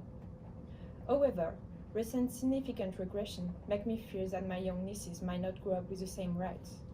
We see the abortion right being drastically curtailed in Poland or in the United States, for example. That being said, I am well aware that those considerations focus on Western societies. Even if the situation of European and American women leaves much to be desired, it remains very privileged compared to those of women in other countries. What's more, even in those countries, women have significant differences according to their skin color, sexual orientation, social background, or disability. Discrimination are interlinked and systemic, and should be fought against as such. What about you, Jessica? What do you think? Yes, I think gender equality is also a subject that I have questions about, especially regarding the private sector. Women and men remain unequally represented in a large number of sectors and industries, and their salaries remain unequal for the same positions. Data from INSEE, the French National Institute for Statistics and Economic Studies, showed that the wage gap between women and men was around 4% for comparable working hours and positions in 2021. Also, people with disabilities remain underrepresented in companies. Although the 1980 French law for the employment of disabled people imposes a quota of 6% of disabled employees, the private sector is struggling to reach 3.9%. One of my fears also concerns the integration of refugees.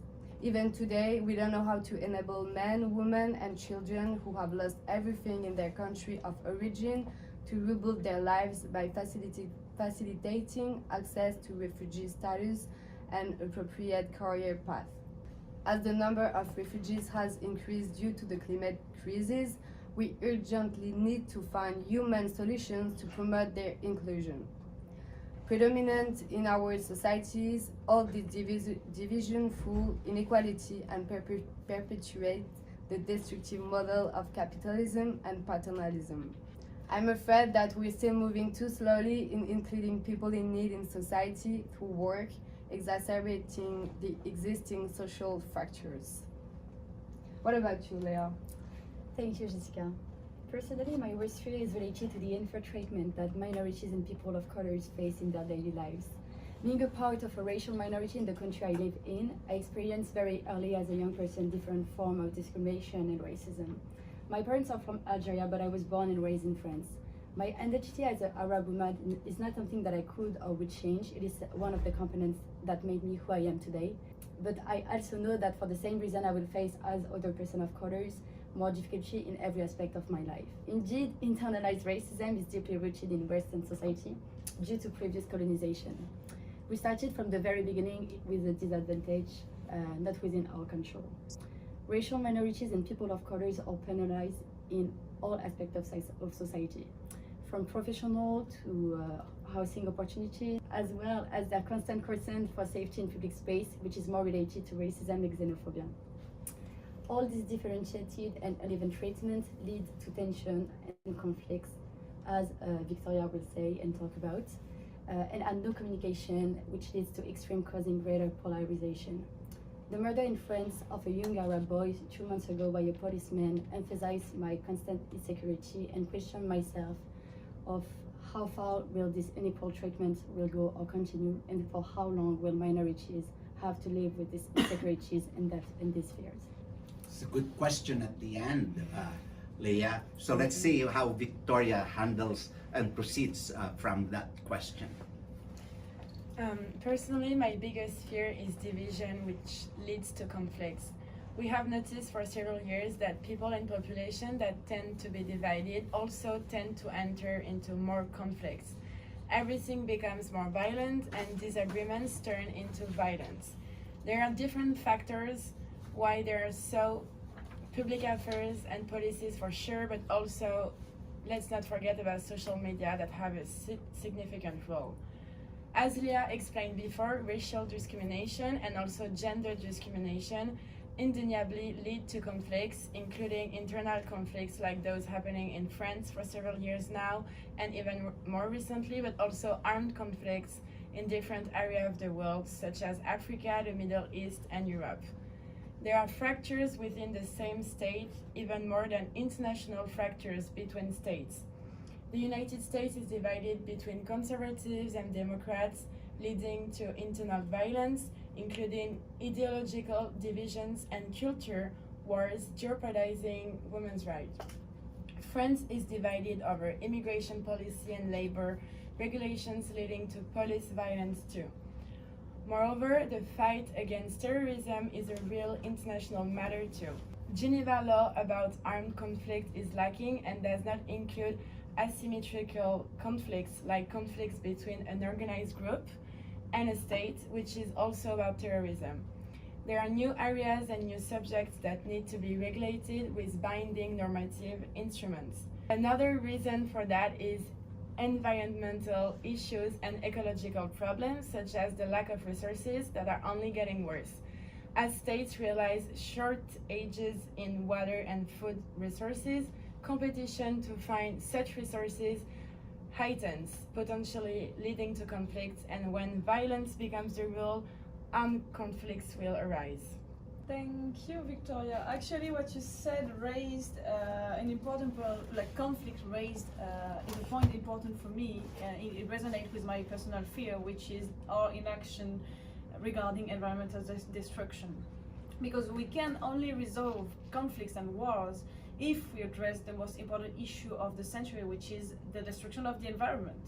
This destruction and the destruction of the resources will reinforce existing inequalities, as mentioned by the other panelists, as Leah or Elia, and create also new ones. The lack of water, the destruction of ocean biodiversity, the global warming, the disappearance of species, it will create new global conflicts, and that will remain unsolvable unless we find a way to manage our resources appropriately and protect our planet efficiently.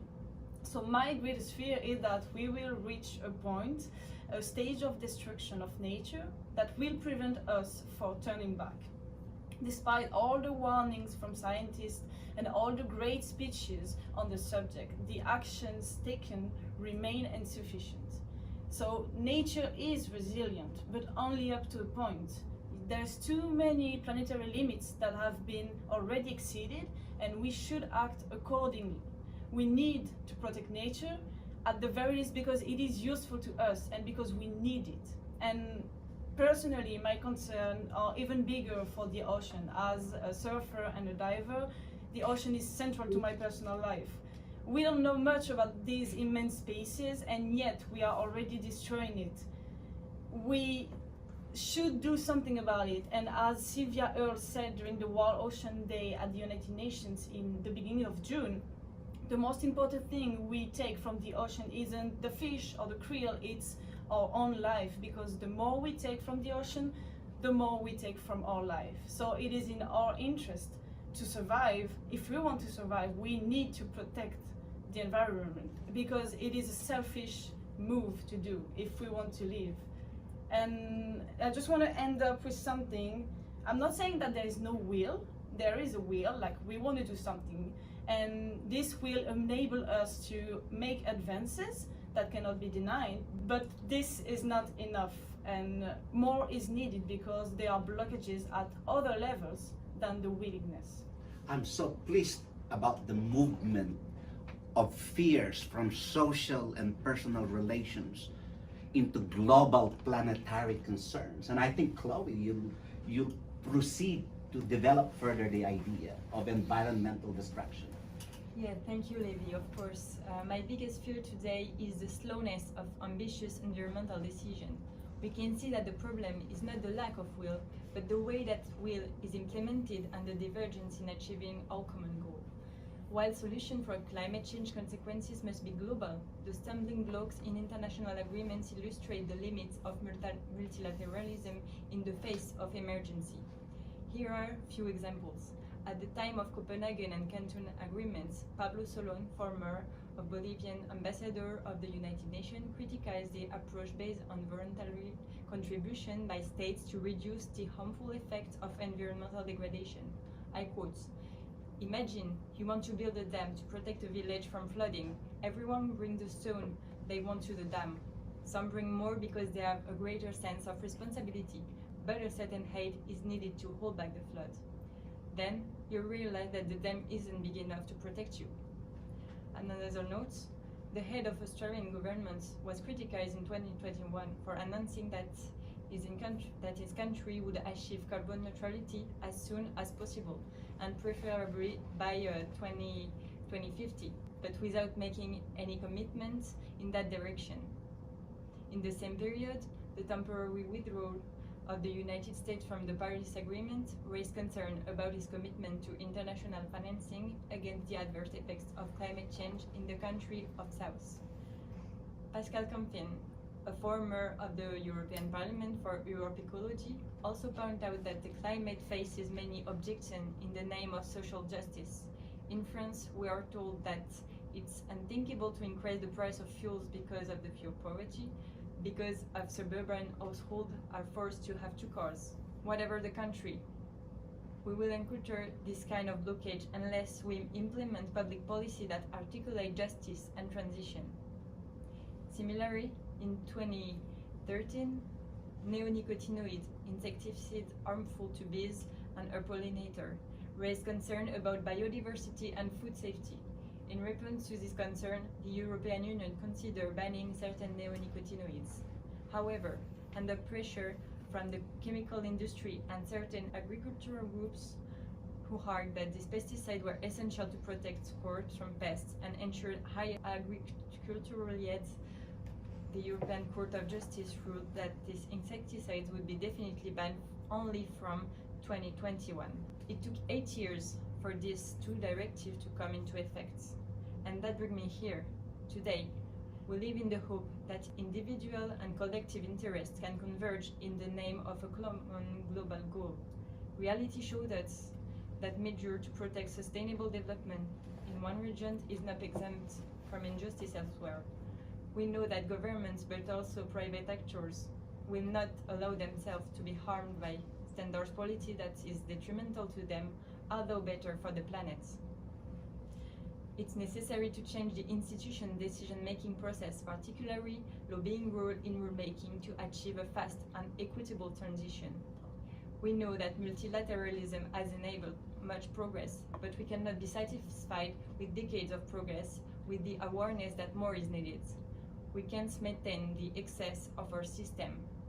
That's an interesting statement you made. We cannot maintain the excesses of our system. The plot gets thicker. Let's hear from Alice. Yes, my main fear concerns the way we try to solve the ecological crisis. I think we're entirely missing the points. The first thing is that in our society, biodiversity loss is still overshadowed by economic stakes, whereas it's the supreme threat. So we won't achieve any SDGs in a world where nature collapses. So protecting nature must be a priority and not a secondary issue. Secondly, I think we tackle ecological issues independently of each other, but trying to solve problems one by one makes the situation worse. So for example, electric cars are presented as a solution to the climate crisis, but their manufacture causes enormous mining pollution, and thus it exacerbates biodiversity loss. So it's time to adopt a systemic vision because ecological problems are complex and interact. And it's also time to admit that the only way to reduce our impacts on nature is through the degrowth paradigm, not green growth. And finally, I'd like to talk about how we protect nature. For decades, the solutions promoted by our governments and by the UN have generally been technological, scientific, and financial. More innovation, more data, more money, and despite all these efforts, we're still failing to protect nature. But this is normal. I mean, we're not tackling the roots of the problem here. We focus on pollution, climate change, biodiversity collapse, but these are only the symptoms of a much deeper illness, humans. So it's not really nature that needs to be protected, it's us, our civilizations, that needs fundamental change. Planting trees or saving some species will only be useful if we totally shift our mindset. There's no point actually in protecting nature as long as we perceive it as an object to be exploited, and as long as nature is reduced to its instrumental or worse economic value. Because yes, today, at the UN, for instance, we talk about natural capital, ecosystem services, and green economy. So nature is becoming an object, offering various services that can be marketed and then financialized. But we don't protect nature here, we absorb it into our capitalist system. And this mindset reflects precisely what we need to stop, an anthropocentric Western visions of nature domination. So I think that if we don't manage to achieve environment-related SDGs, it's because we lack, first and foremost, an ecological consciousness. More than data, technologies, or innovations, it's our moral stance that we need to shift above all. And for this, we need to reconnect deeply with nature, not with technology, but with our hearts. So yes, my greatest fear today is that we'll continue our mad race for growth, technology, and innovation without questioning ourselves, thinking that this paradigm can save the living world, when in reality it keeps destroying it. You raised about the moral perspective, and it's important because budgets are moral documents. When you raised financialization, all that governments and even private sector would do, there's just not enough money. There's enough money for war, but there's not enough money for improving our planetary life. So financialization is a moral question.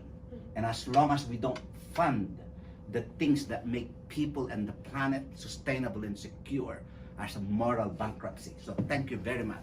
Cyprian, how do we pursue further the conversation that we have heard? I mean, I really enjoyed the discussion so far, and I think we raised very interesting points. But I think my main concern and my fear here is that we, educated and wealthy enough people to have time to discuss that, we are gathering today in this meeting room just like some other brilliant people did yesterday and the day before, and maybe so on and so forth for decades actually. And they gathered and they talked about similar concerns and with similar evidence out there in the world. And I feel like we know that our living standards are far beyond our planet's bearable capacity, like Alice mentioned. And this is not new. I mean, the UN, 75 years ago, they've been created like we're not even born. The IPCC, it was 30 years ago. The limits to growth, that was 50 years ago. So all the evidence are out there. And all this intention, all trying to heal our civilization, But yet, inequalities among and within countries keep on rising. And yet, our ecological footprint has never been more significant than now. And so what? When will we accept that we need to change? Actually, we need to transform our paradigm. It's not about minor adjustment or technical fix. And just like Alice mentioned, it's about transforming and inventing a new paradigm where we could think differently. It's about our political and economic structures. It's about our social interactions, the way we move, the way we eat, the way we consume. We need to forget the old world, ditch it, and look beyond our traditional lenses. And as long as privileged people like us here today in this room continue discussing in such like nice rooms with air conditioning, but really out of touch with the harsh reality, I feel like nothing will change. And as long as we seek to develop and grow our extractivist and unsustainable economic activities, nothing will change. And the worst in that, in my opinion, is that this so-called game of development and progress, played by most of the wealthy nations, does not make even people happier or better off. Because what we observe is that once the basic needs are covered, making economic growth, it doesn't increase happiness. So I am scared. I'm scared that we will pursue the same deadly path, ruining the planet and not making humanity better off. And obviously I'm saying this as a privileged person, but I think that we all are here. I fear and I'm scared, I'm truly scared, that we continue to go blindly in the same direction when we need a radical transformation, a radical shift of our paradigm. I am scared that we will still be here in this room 30 years from now discussing the same concerns with even worse evidence. Paradigmatic shifts. I'm so glad to hear it from you, because I think after hearing already so many and more is about to come, what you're calling for is not just paradigmatic shift, but a tectonic awakening. Yes. Of the consciousness of people. Yeah. So it's not just a changing of knowledge, but a changing of a mindset, yes. A combination of the two. Let's go back to something much more personal. Fear to have children. Let's go on. Yeah, thank you, Levi. And thank you to everyone who made really great points today. That's amazing. I'm really grateful to be here today.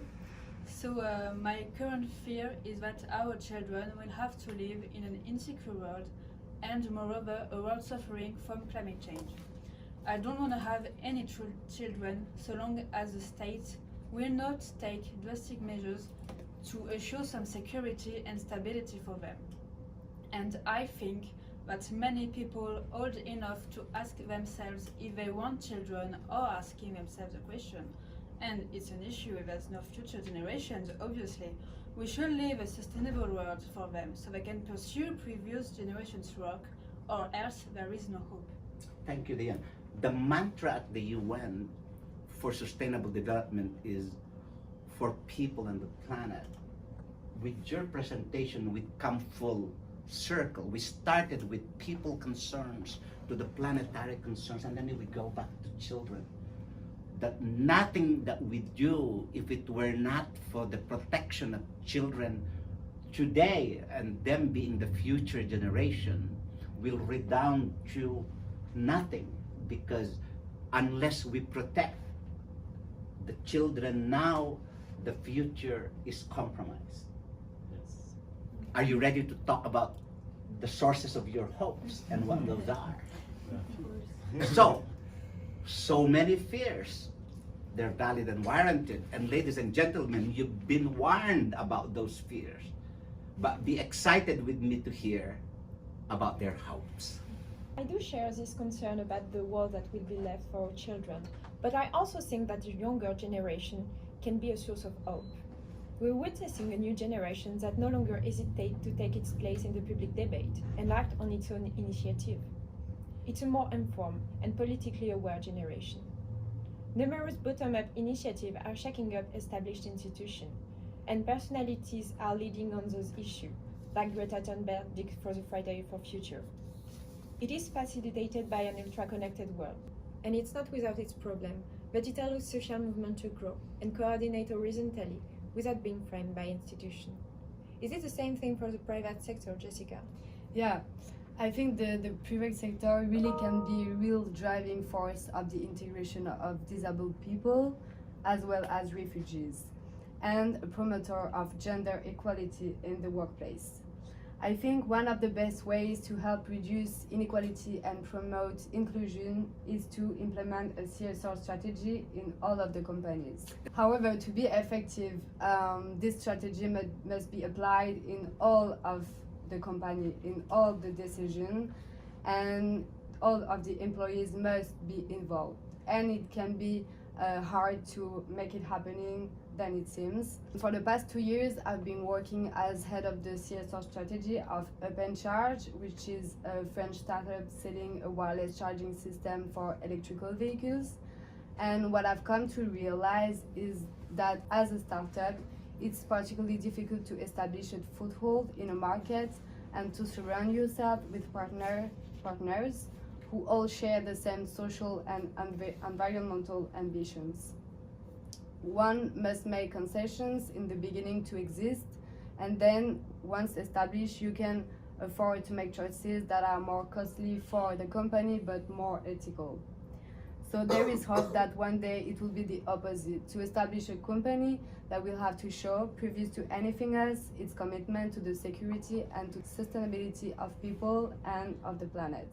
The United Nations Global Compact, which aims to get businesses and firms worldwide to adopt sustainable and socially responsible policies and to report on their implementation, today includes more than 9,500 companies in over 160 countries. So maybe one day, every company in the world will sign this pact and work together for a better world. I hope.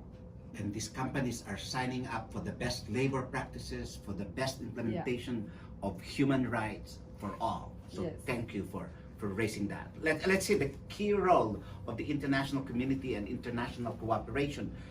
And we start off with Victoria, where that hope lies. So it's interesting because we all have very different hopes, but as a real believer in justice and law, I really think that the hope lies in the need for regulation and international cooperation, and this is impossible without a tight-knit international community, including a vigilant civil society. The UN has done unbelievable work to create the International Criminal Court and also all of the international criminal tribunals, such as for Rwanda and the former Yugoslavia, and we need to pursue the same goal for Ukraine and other concerned states. I'm personally doing my research analysis on the crime of genocide and Afghanistan issues, and for an example, I really think that we should consider including a gender consideration into the crime of genocide definition of the Rome Statute. That's just one example. I think that we really need this international law and cooperation. However, we must update those institutions and instruments to the actual configuration of both lingering and newly evolving conflicts. The second issue is reconciliation between the people and people themselves, within states and between states. I sincerely believe in transitional justice and reconciliation. If not, anger will remain and conflicts will continue to flare. It's interesting to note that you mentioned the International Criminal Court in the same speech that you talk about vigilant civil society. If not for civil society, the International Criminal Court would not have been established. And I was glad I was there. I was previously discussing with you. So thank you very much for that. Chloe, where do we go from there? Thank you, Levi, and thank you, Victoria, for your intervention. So concerning my hopes regarding institutions, we know that certain institutions have already made faster decisions, in some cases, mostly important ones. For example, the European Commission presented its legislative proposal for a ban on single-use plastic in May 2018. In the European Parliament, approved the proposal in March 2019. So after negotiations, provisional agreement was reached between EU institutions in December 2019, and the directive was formally adopted in January 2020. It came into force on 2021. The speed of this adoption reflects the recognition of urgency of plastic pollution in the ocean and the political will to act quickly. I'm hopeful that these institutions are evolving and adapting measures to be resilient to climate change consequences. I don't know if I discussed this with you, the difference between political will and political courage. This is one particular contribution to the conversation. There's political will by people to sustain the planet. What is lacking is political courage by politicians to listen to the voice of the people. That's basically what democracy is. Political will resides in and among the people. What politicians need to exhibit is courage and wisdom to act on what the people are saying. You're not wrong. I'm simply saying that we need to pair political will with political courage and political wisdom. Courage and wisdom are lacking among our politicians, and we need the people to give it even a bigger push. Alice is back on this paradigm. Thank you, Levi. My hope is rekindled when I notice that more and more people around the world are seeking to break free from this Western liberal vision. We, the young generations, want more and more to deconstruct these obsolete narratives and envisage new relationships with nature for a regenerative world. So more and more of us feel the need, the vital desire to reconnect deeply with the living world. It means that we want to feel that we belong to nature, not that nature belongs to us. And this elevation of consciousness that is a sign for me of a radical paradigm shift. And it's a promising change that can guarantee both planetary health and the well-being of future generations. I like the idea of narratives. And what excites me about our conversation around this table is that you're challenging received notions, and therefore you are re-narrativizing this received notion. And I think the jaded ones of the UN, even the jaded leaders of civil society, need to listen to the plea for re-narrativization. Cyprien. Yep. Yeah, my hopes and fears, I think, resonate quite a lot with Alice's ones. And I would say especially my hopes nowadays come a lot from the people on the field. Actually, those people who decided to fight and stand for a different life and world, using head, heart and hands to make the change happen. These are the people who are aware that our ecological system and institutions of governance may eventually fail or even collapse. But still, they're fighting because there is a meaning in this international and intergenerational struggle for human dignity and for human rights, and for peace and security, and for solidarity and sustainability. They show that positive and alternative futures linked with the narrative that you mentioned are possible, where people can thrive aside from the madness of our unsustainable world and of our unsustainable production and consumption patterns. When I see this, I have hope because achieving them is possible. The ideas you propounded are not outrageous, but it drives me positively mad.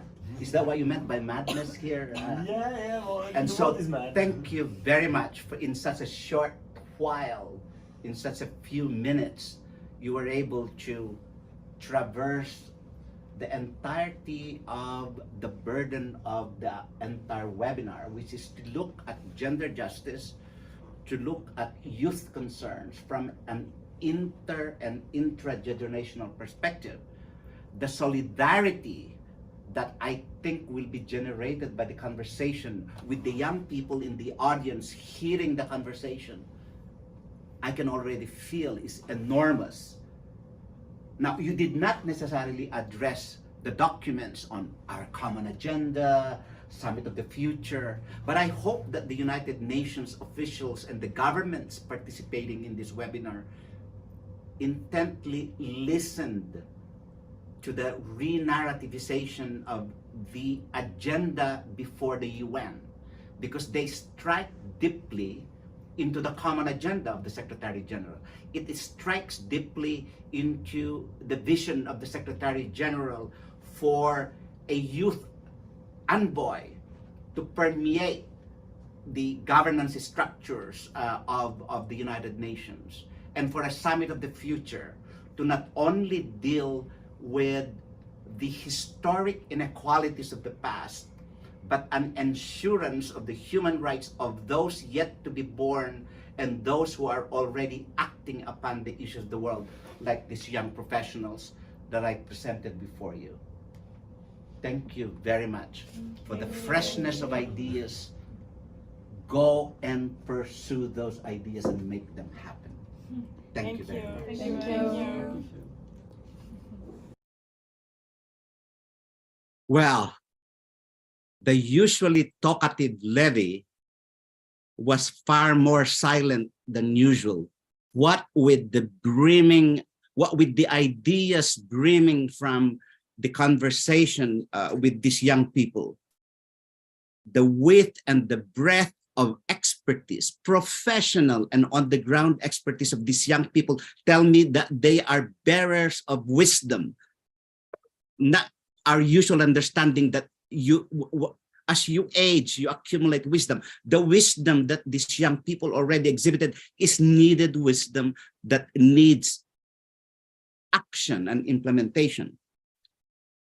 We have, I believe in the audience, we have Chloe, we have Alice Fouyus, who else is online?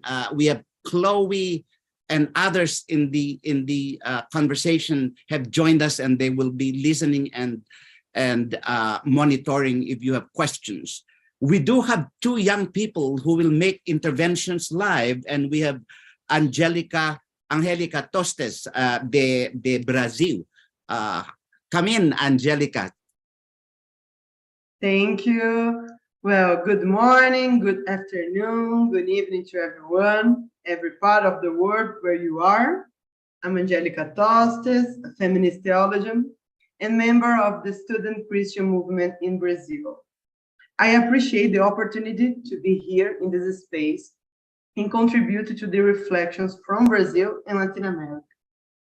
In the midst of the fear, I want to bring to the mind what brings me hope, as the biblical text of Lamentation would say. In this regard, I invite you to delve into the deep waters of Afro-Indigenous traditions of Abya Yala.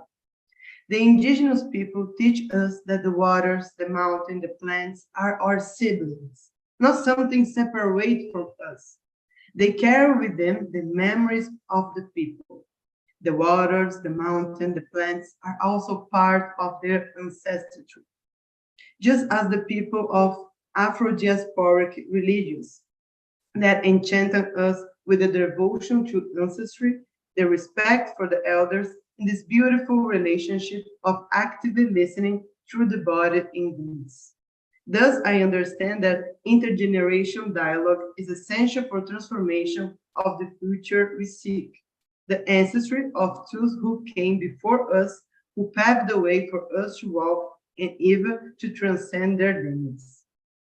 I could not speak about gender justice without mentioning my own territory, Brazil.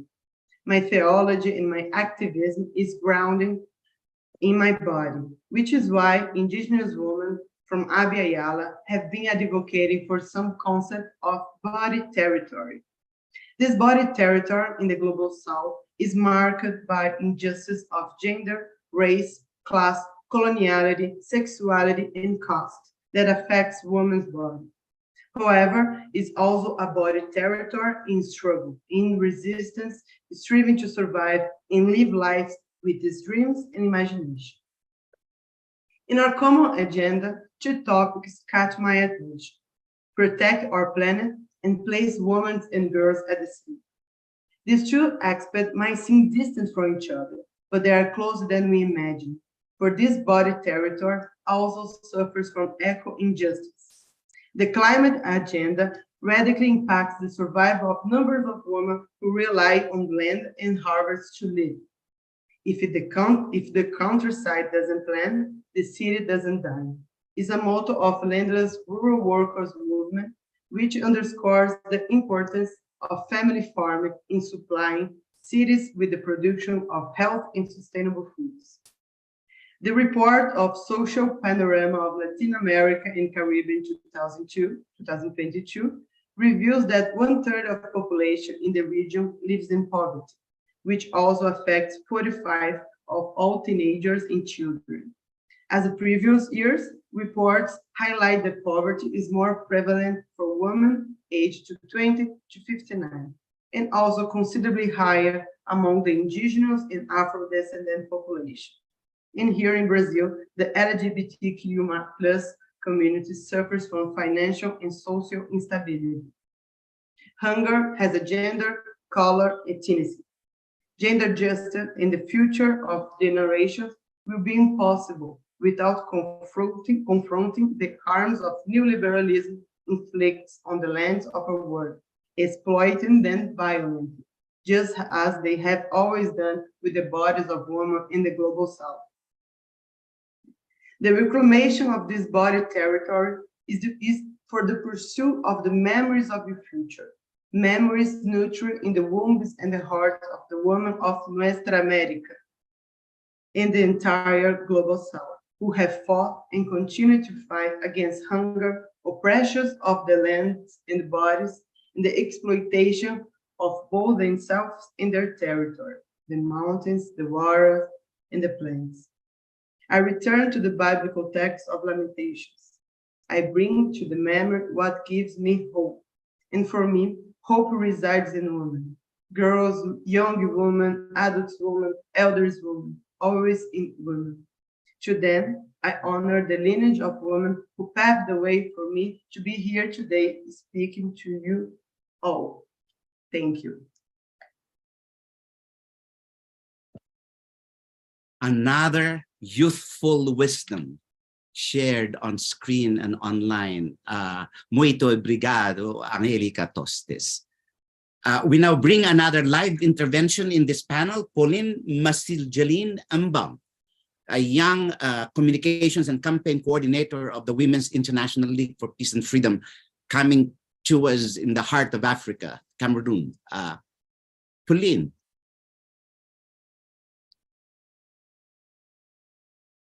Pauline, are you with us?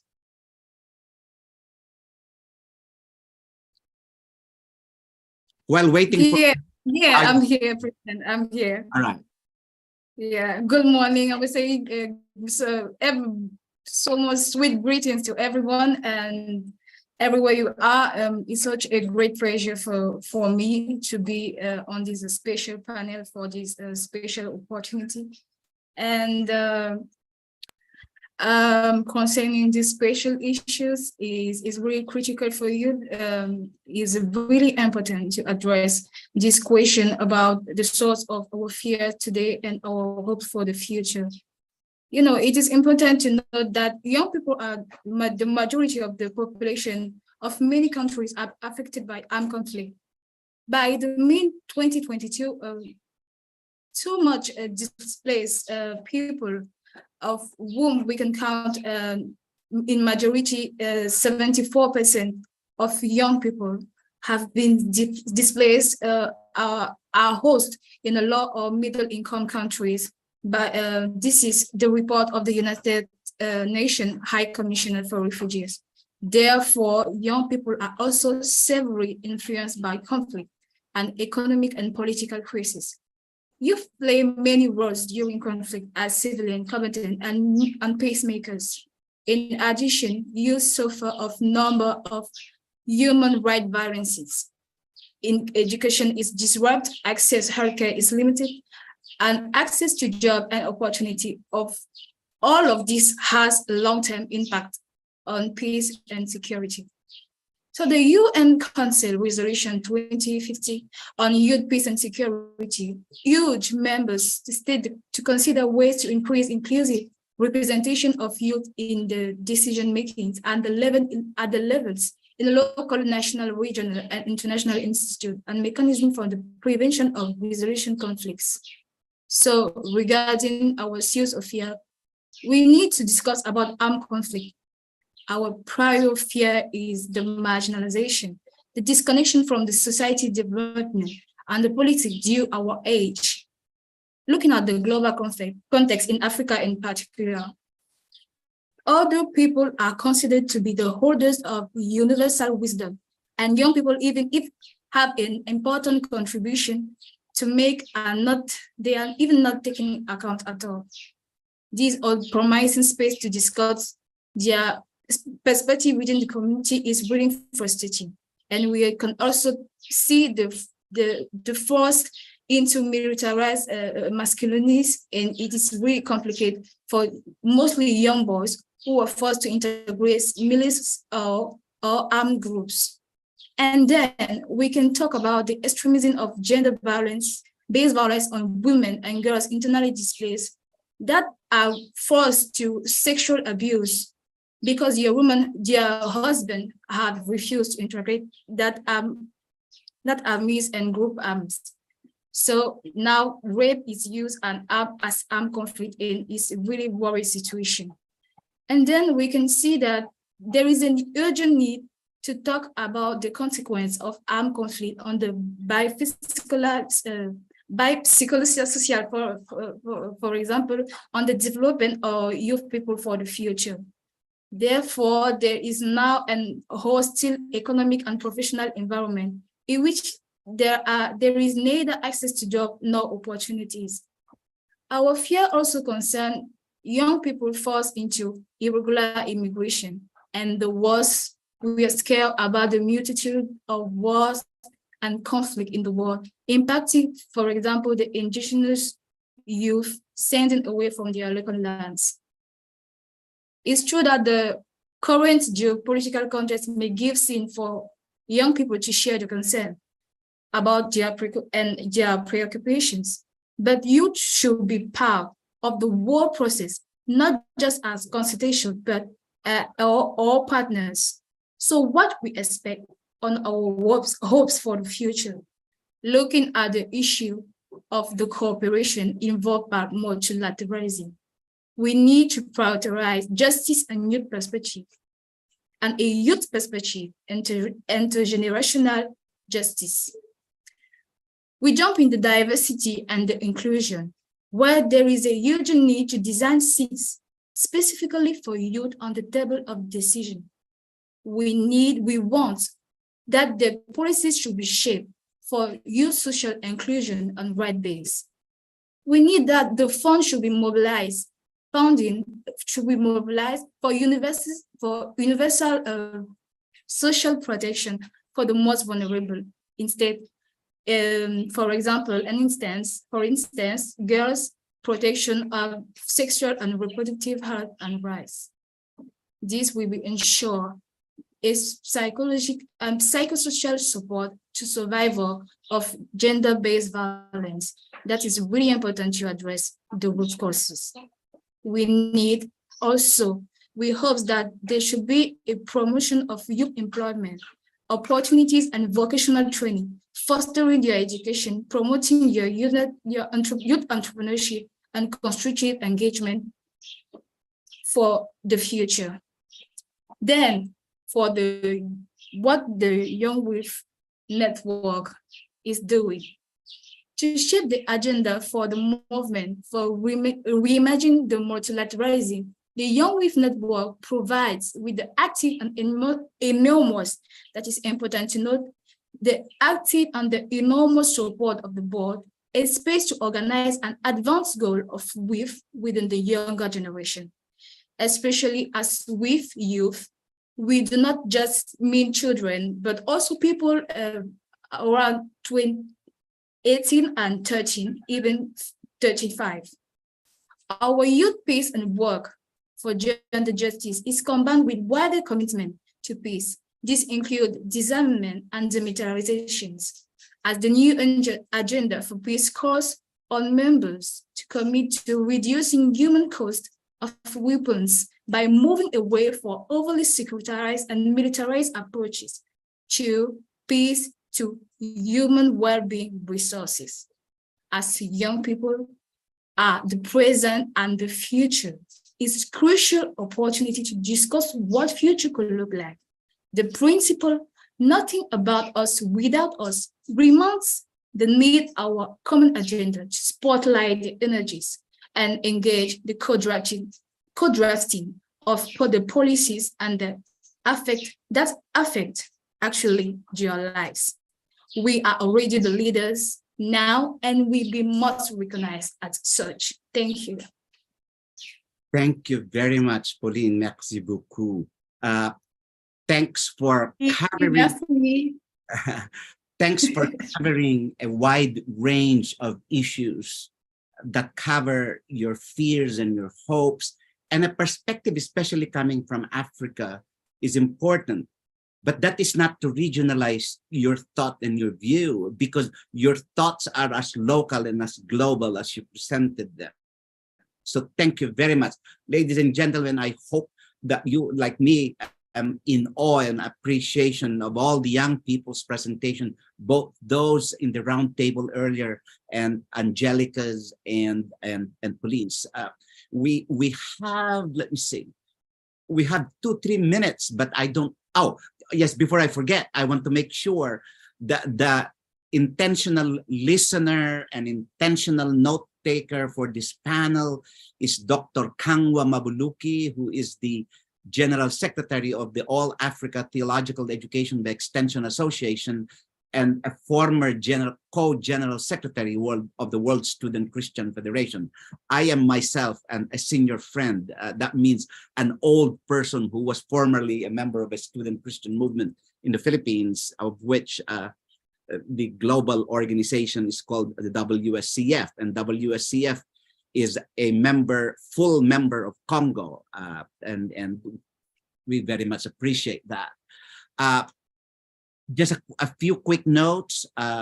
Again, the Q&R code there, so you can do the messaging to government, civil society, and all the leaders who need to hear what we're saying. Number 2, I want to repeat what I said in chat, that CoNGO leaders will review the chat because of the great messages that are coming and being exchanged back and forth by participants. We will review what you're saying, but please type your email addresses if you want a response, so that we will be able to have a conversation around this and related issues.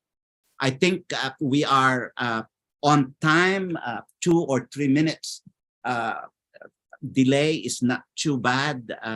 So Tuyomi, can you please put on screen the other people on the screen? I want us to give another round of applause to all our young professional interventions.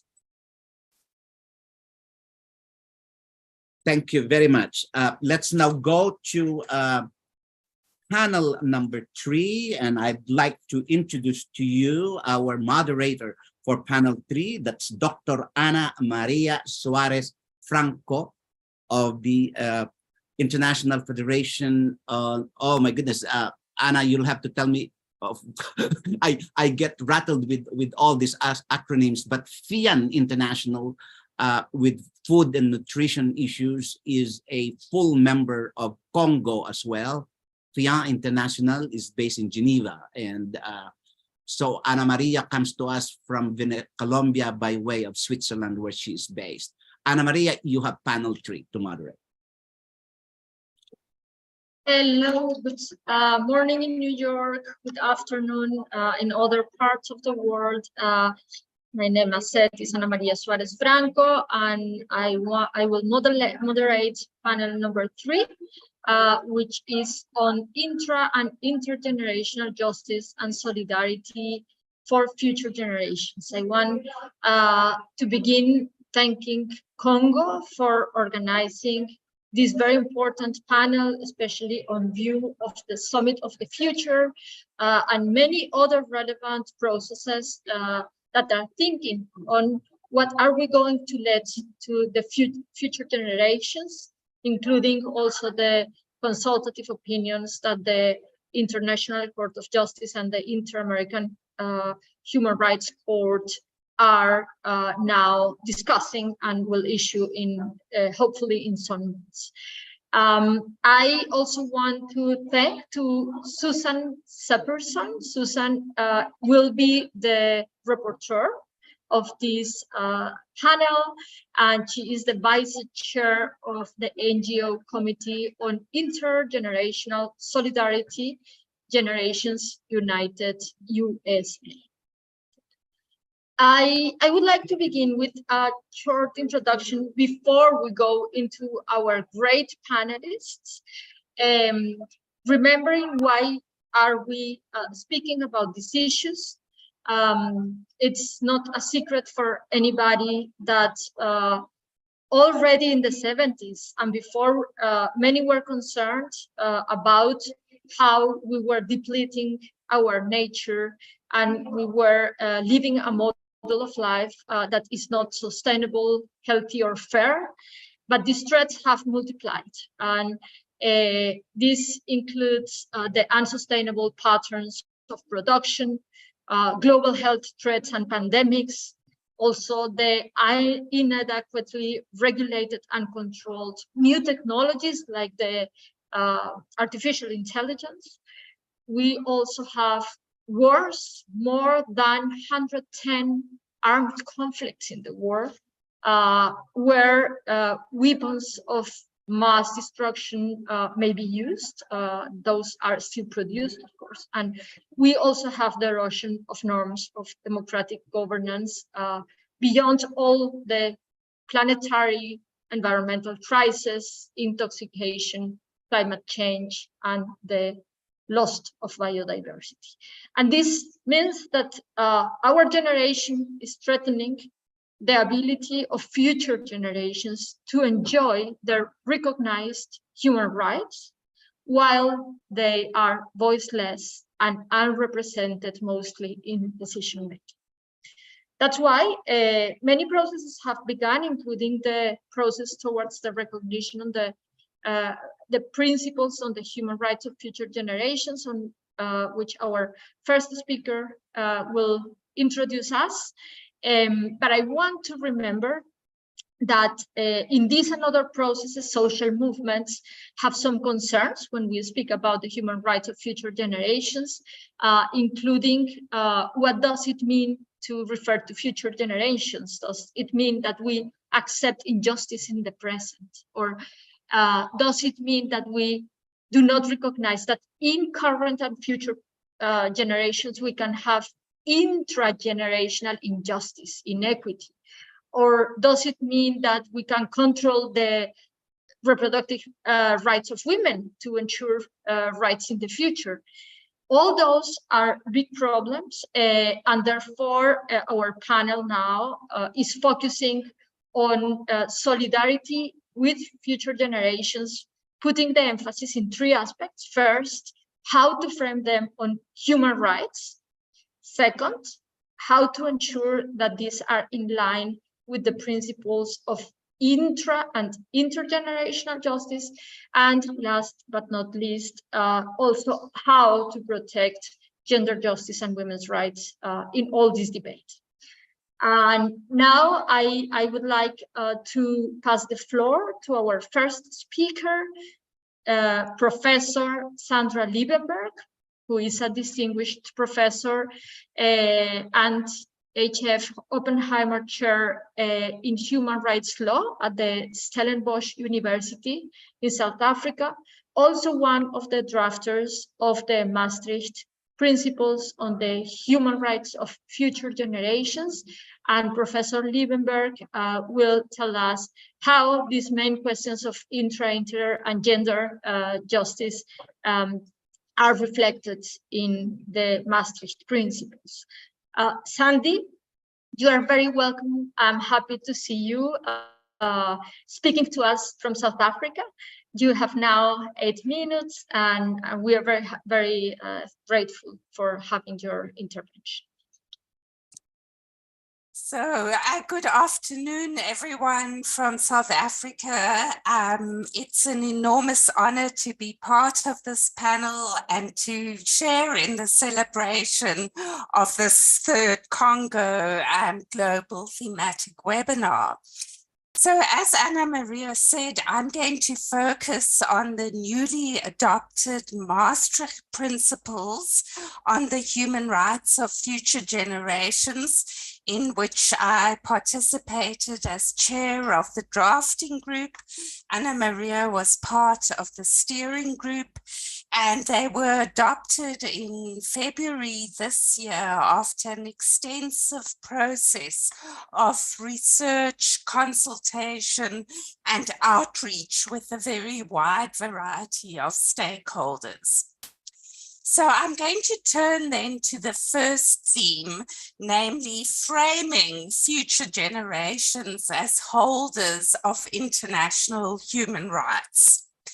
And I think this is one of the most important contributions of the Maastricht Principles, because unfortunately one does see a tendency in some of the recently produced documents, such as the draft elements paper on the Declaration for Future Generations, and even surprisingly in the newly adopted general comment of the Committee on the Rights of the Child on children and the environment, to refer to the interests of future generations. Now, I'll explain in a moment why it's important to speak about the human rights of future generations. But I start first with outlining why the justification for referring to future generations as human rights holders. And here we refer to the body of international human rights law, which as a fundamental principle refers to the universality of human rights without restrictions as to space, but also in time. The idea that human rights are founded on the equality and equal dignity of all of humanity, and that all generations should be able to assert and claim their human rights. We also draw on a large body of international law in the field of sustainable development, environment law, which refers to obligations to future generations and obligations of intergenerational equity to build our approach of obligations to future generations. And then lastly, the drafters of the principles drew inspiration from the values, the customs and norms of diverse religious and belief systems across the globe that increasingly recognize and historically have also recognized obligations to future generations. And in this regard, it's been particularly important to draw on the worldviews and beliefs of indigenous peoples across the world that recognize this continuum of obligations between past, present, and future. Now, why it is important to recognize future generations as rights holders is that unlike interests, it actually then generates concrete obligations for states, business entities, intergovernmental organizations to respect, protect, and fulfill the human rights of future generations. And this is elaborated in the Maastricht Principles, where we give many examples of what would constitute violations of the human rights of future generations. So, for example, failing to anticipate and put in place systems to prevent threats to the human rights of future generations. the duty to protect and rehabilitate natural ecosystems, allocating resources to ensure the full and equal enjoyment of human rights by future generations, and establishing national, regional, and global institutions to represent future generations in fora where decision-making could impact on their human rights. And I think very importantly, it includes the rights of future generations to access to justice, to be able to defend their rights through the legal system, nationally, regionally, and globally, and for courts and international bodies increasingly to recognize the standing of future generations and their representatives to protect their interests, their human rights through these legal bodies. Secondly, I turn to the interrelationship between intra and intergenerational human rights obligations. So the Maastricht Principles is very strong in recognizing that there is a close interlinkage between past, present, and future patterns of human rights violations, and that historical human rights violations generate deep patterns of disadvantage and systemic human rights violations which transmit across generations. So the descendants of groups that have suffered historical and current human rights violations are much more vulnerable to those violations in the future. And thus the Maastricht Principles require states to take special measures to prioritize these groups and to ensure that particularly groups and communities that have suffered the legacies of slavery, colonialism, racism, and patriarchy are prioritized in measures to protect and safeguard the human rights of future generations. The principles also inevitably recognize that there would need to be reasonable restrictions on activities and use of natural resources by current generations in order to safeguard the natural world and natural resources for the benefits of future generations. But here we also refer to the seminal work of Edith Brown Weiss, who notes that too often long-term costs are accrued for short-term benefits, which often only go to a few.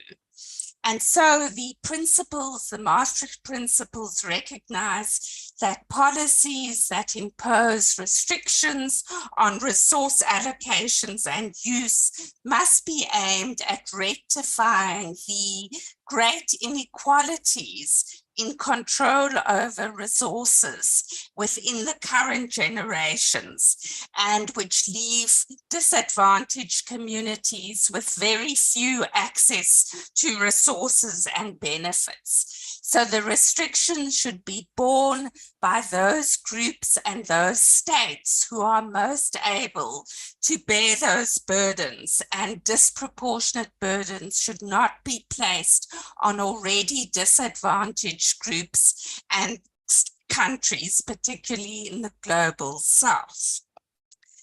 And then lastly, just the point that Anna Maria mentioned, and perhaps in questions I could come back to my fourth point on youth, but I just want to touch on the issue of gender equality in the principles. Because again, the principles recognize that deeply entrenched social and cultural stereotypes and norms perpetuate gender inequality across generations. And this has profound effects for the ability of future girls, women, and gender diverse persons to enjoy their human rights in future. And so the principles require the elimination of all forms of direct and indirect discrimination, including on grounds of sex, gender, sexual orientation, gender identity, marital and family status. And then my final comment is in relation to the point that Anna Maria raised, the potential misuse of the recognition of future generations' human rights to undermine the reproductive rights and autonomy of women, girls, and other persons who can become pregnant. And so the Maastricht Principles includes a strong interpretive principles to say that nothing in these principles recognizes any rights of human embryos or fetuses to be born, nor does it recognize any obligation on any individual to give birth to another. And nothing in these principles should be construed as accepting any interference with the bodily autonomy of women, girls, and others who can become pregnant, including their actions and decisions around pregnancy, abortion, and other sexual and reproductive health rights. So I hope with those brief comments, I've given you an indication of how the Maastricht Principles responds to the 3 points that you outlined. Thank you. Thank you very much, Sandy, for this very quick but concise and clear presentation of the principles. I want to take 3 main messages from your presentation. First is that we can not only think on solidarity with future generations, but we need and are obliged, states are obliged to phrase them in the human rights framework. And interestingly, in the principles, we have very clear examples of violations on how could happen that states are not complying with these obligations. The second is we cannot have justice in the future if we do not get justice and equity in the present, and therefore future generations or what we do for them, it doesn't mean that we ignore the injustice in our current times. And last but not least, it is impossible to achieve the rights of future generations without gender justice in the present. So thank you very much for these presentations. I would then go to our next panelist, who will present the youth perspective. This is Ms. Lucy Plummer. Lucy is a youth engagement consultant and practitioner, social and environmental issues and UN affairs at Soka Gakkai International in the United Kingdom. And Lucy, to not take too much time from you, please just go ahead. We are very happy to have young women here in our panel. Thank you so much, Anna. I just wanted to say congratulations to CoNGO on this 75th anniversary, and thank you so much for this opportunity to share some thoughts on this wonderful panel today. So I'm going to be focusing on 3 points of youth and human rights, youth and intergenerational solidarity, and youth and gender justice. So when I was reflecting on this topic, I wrote my points based on a vision of a just, equitable, thriving planet for all, and upon considering what actions and principles we should be taking in the present in order to get there. So my first 3 points relate to youth and human rights. And point number 1 relates to the unique position that children and young people occupy in policy. So today's children and young people are part of the current, present living generation, but they will also be living through today's major policy windows, including 2030, which is the international target for achieving the SDGs, and 2050, which is the national target of many countries to achieve carbon neutrality. So due to this unique positioning of for policy, it can be argued that while very much being present generation, children and young people can also be considered members of future generations and therefore representative of the needs and interests of future generations. Subsequently, the views, perspectives, and experiences of children and young people must be a key consideration for decision-making and policy-making processes, since they are the only group in society to hold this unique position. I would like to see decision makers and policymakers recognize the unique position that children and young people hold and gain special recognition as future emissaries, that being persons with a special mission to be representatives of the future within the policy space. My point number 2 touches on the fact of children and young people having less rights in political processes. And the current status of young people in political decision-making is below the standards of human rights as outlined in the UN Declaration on Human Rights and the UN Convention on the Rights of the Child. And this is the same for the major developed nations as well as the most developing nations. Part of the issue is, and this has been written on extensively by scholars on youth, is that there is a tendency to see children and young people as not yet full citizens and therefore not deserving of the full rights of citizens. For example, children, persons under 18, do not have the right to vote in the majority of places. And for example, this tendency to regard youth as not yet full citizens in particular is particularly damaging for those young people aged between 18 to 26, who mostly do have the right to vote and participate in political processes, and yet are often denied these rights and denied a say in important matters affecting their lives. And we can see this as a big problem in the case of climate policies. Now, it's clear by the way of the multitude of child and youth-led climate advocacy taking place in countries all across the world that young people feel very passionately about the problem of climate change and want to be included in the solutions. Yet, despite their high volume at international conferences, children and young people remain excluded from decision-making processes regarding climate change and have had to come up with creative tactics of policy advocacy. And this is in spite of children and young people having an official constituency group in the UN Climate Convention, which is CoNGO since 2009. The situation that young people find themselves in shows that we have not yet fully achieved human rights for children and young people as outlined in the Declaration on Human Rights and the Convention on the Rights of the Child. So actualizing the rights of children and young people requires us to confront age-based prejudices against children and young people around their capacity to speak on behalf of their generation's experiences and have a say in important decisions. And my third point relating to human rights is on the importance of viewing young people as experts in the experience of being a young person and not as policy experts.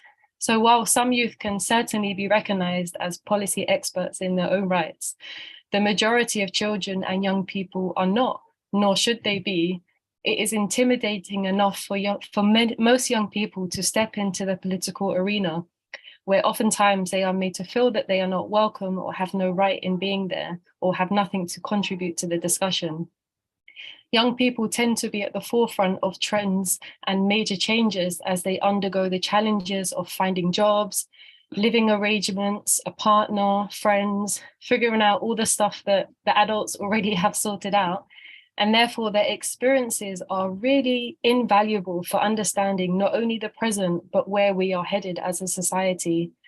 Therefore, children and young people should not be judged by their ability to be policy experts, but instead be acknowledged and respected as experts in living, navigating, and experiencing the daily realities of modern society and such insights that are critical for good policy. So next, I would just like to make one point on youth and intragenerational solidarity. So a youthful spirit is not defined by one's age. Intergenerational and intragenerational solidarity is essential for progress on any kind. It is a popular fallacy among the younger generation that only young people care about the future, and it is an absurdity to claim that young people are ignorant are ignorant about important matters or disinterested in politics. We must each confront and challenge age-based prejudice and prejudices of all kinds, and strengthen solidarity between all generations. And I feel that one way to do that is to redefine youth and consider what it means to live with a youthful spirit. The American businessman, humanitarian, and religious leader Samuel Ullman once wrote on the subject of youth, I quote, "Youth is not a time of life, it is a state of mind. It is a matter of the will, a quality of imagination, a vigor of emotions. It is the freshness of the deep springs of life. Nobody grows old by merely a number of years. We grow old by deserting our ideals," unquote. In this thinking, my point is that intergenerational and intragenerational solidarity should be based on this youthful spirit, and it is the challenge of each one of us, no matter our age, to maintain this spirit of youth, as Ullman articulates it, and to base our solidarity with one another on our courage, our high ideals, and our hunger for justice. Lastly, I would like to touch on the point of gender justice. We know that young people are underrepresented in politics, but for young women, the issue is much deeper and extends far beyond the realm of politics to all levels of society. In many cases, girls and young women are actively and intentionally denied the same rights as other genders in the home, at school, in the workplace, in hospitals, basically in every realm of society. Even though there has been a lot of progress made on gender equality, the empowerment of women and girls is mostly overlooked. And in my work as a youth engagement coordinator, I consistently meet young women who are lacking confidence, possessing low self-esteem, and have been conditioned to view themselves as lacking in some way and having an externalized sense of self-worth. This means that young women often don't put themselves forward for opportunities and can compromise on their own basic human needs out of fear of repercussions. Therefore, taking a proactive stance towards empowering young women and girls to follow their dreams is a really important endeavor for all of us.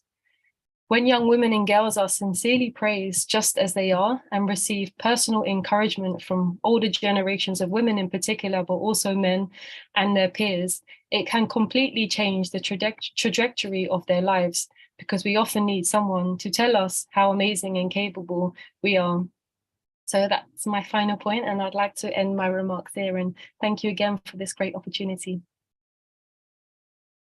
Thank you very much, Lucy, for this great presentation. I think you were very strong, and I would like to highlight also some ideas. The first is that we really need to recognize the unique position of children and youth as representatives of the future. I think this is also included in the Maastricht Principles on the rights of future generations. Also, the relevance of the full participation of children and youth as experts on their situations. And I am sure that in many issues, you have more clarity as adults, because you are thinking on how your life will look like. And I also think that it was very moving when you said that in the intra and intergenerational solidarity, that they are essential for progress, but also that we grow old when we desert our ideas. And I think in the youth movement, I have seen that these ideas on thinking on nature and on the future are always embedded on an idea of justice. And we should not give up that justice should be over profit, for example. And no doubt intergenerational justice, intersectional discrimination is a problem, and therefore a special way to ensure that women, children and girls are part of the decisions for the future is key, and affirmative measures are needed on this.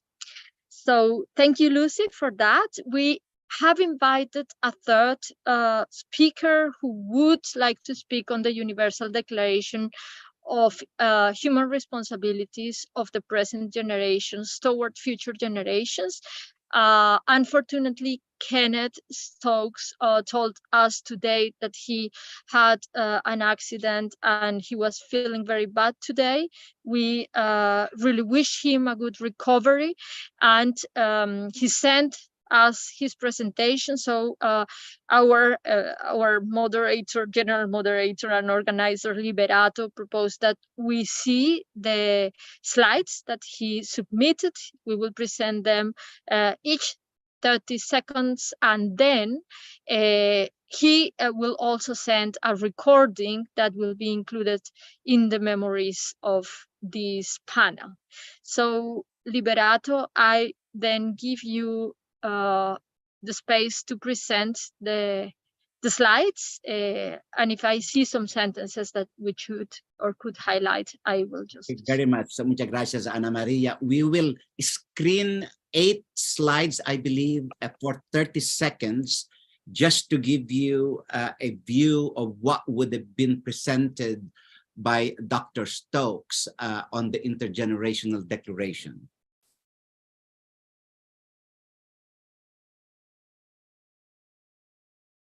That should be fine, Yomi. Next, yeah.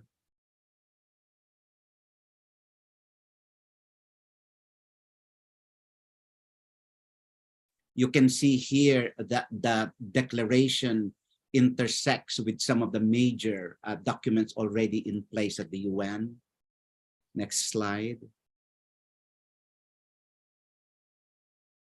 I'm actually part of the World Sustainability Forum and a few others, I think, maybe here on this joining us.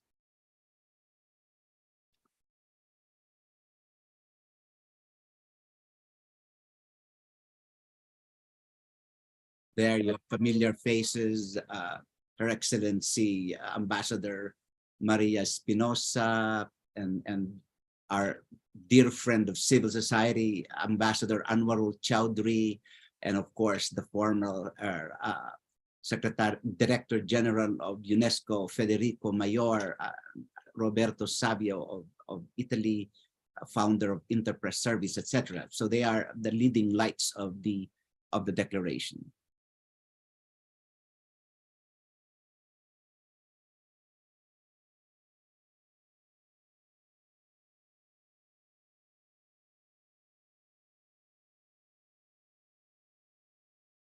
So here we see the link to the SDGs, even if the SDGs will expire quite soon, and many say that we will not achieve them, at least to have the link is important.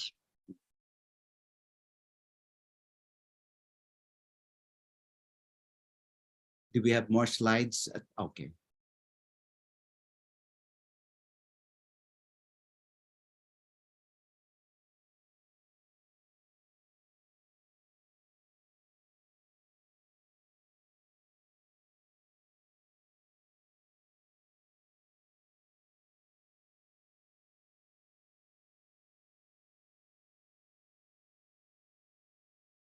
Ana Maria, while we are screening this, I just want to alert our panelists that there will be 2 or 3 questions put on the Q&A chat that is not necessarily related to panel 3, but I think we will have, because of saving some time, but not too much, I would like to highlight 2 questions that will be, and I'll think one of the questions will be to panel 1 with respect to human and sexual trafficking, and a couple others. So we'll some of the questions on the Q&A chat were also answered online. I answered some of them, and then but I'm sure Susan Sepperson, Dr. Sepperson, who is the moderator of panel 3, you may want to raise with Ana Maria a question from Dr. Cynthia Stoon, a question asked of Professor Liebenberg. Yomi, okay, maybe before we go into this, I just would like to say that it would be very important that this exercise on the declaration we are seeing is connected to the Maastricht principles and to the elements that Lucy has highlighted. Unfortunately, I did not see human rights very strong in the presentation, so we hope that this panel is an incentive to ensure that human rights are at the core of any debate on future generations. And then, yeah, Suzanne Sepperson, please, if you have any question for our two panelists, please go ahead. Thank you. Can you hear me? Yeah, now we hear you. So I was going to send these notes to Dr. Ritchie, and I still will, but I would say that as it relates to this and most other things, the goals are extremely laudable. How are you going to implement them? And particularly we have a carrots and sticks approach here. How are we going to implement them? And may I add, Ana Maria, from the Q&A section, here's a very particular question to Sandy. Professor Liebenberg, where is coverage of discrimination by age? The fastest growing mega trend is population aging of our globe, and World Health Organization has documented that one half of the global population hold ageist attitudes. Where is that in the Maastricht principles?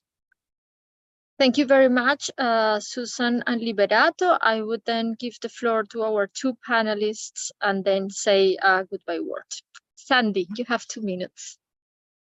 Thanks so much for those great questions. And I'm sorry also I didn't get time to get to where the principles deal with the youth and children aspect, because, you know, they very strongly recognize children and youth as the closest in proximity to unborn future generations, and also as having an enormous stake in human rights protection, both for themselves as children in the here and now, but also in the course of their lifetime as adults. And so the Maastricht principles really recognize a particular role for children and youth, and call for their representation in all decisions of decision making fora, and their special right and status as representatives on behalf of themselves,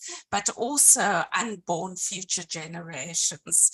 And then just to answer the question on implementation, yes, indeed, the Maastricht principles are not, of course, binding law as yet. It is part of a civil society academic coalition product, but we hope through various initiatives, a large stakeholder engagement to bring momentum to advocate and mobilize for these principles, including in relation to the Summit of the Future, the declaration that having a particular human rights focus, not simply an interest focus. We're already doing work with the treaty bodies, with national institutions, and also with the climate change cases before the ICJ and the Inter-American Court that Ana Maria mentioned, to get these principles recognized and increasingly entrenched in a legal format and in policy. So it's a mobilizing document. It's also based on very solid legal research.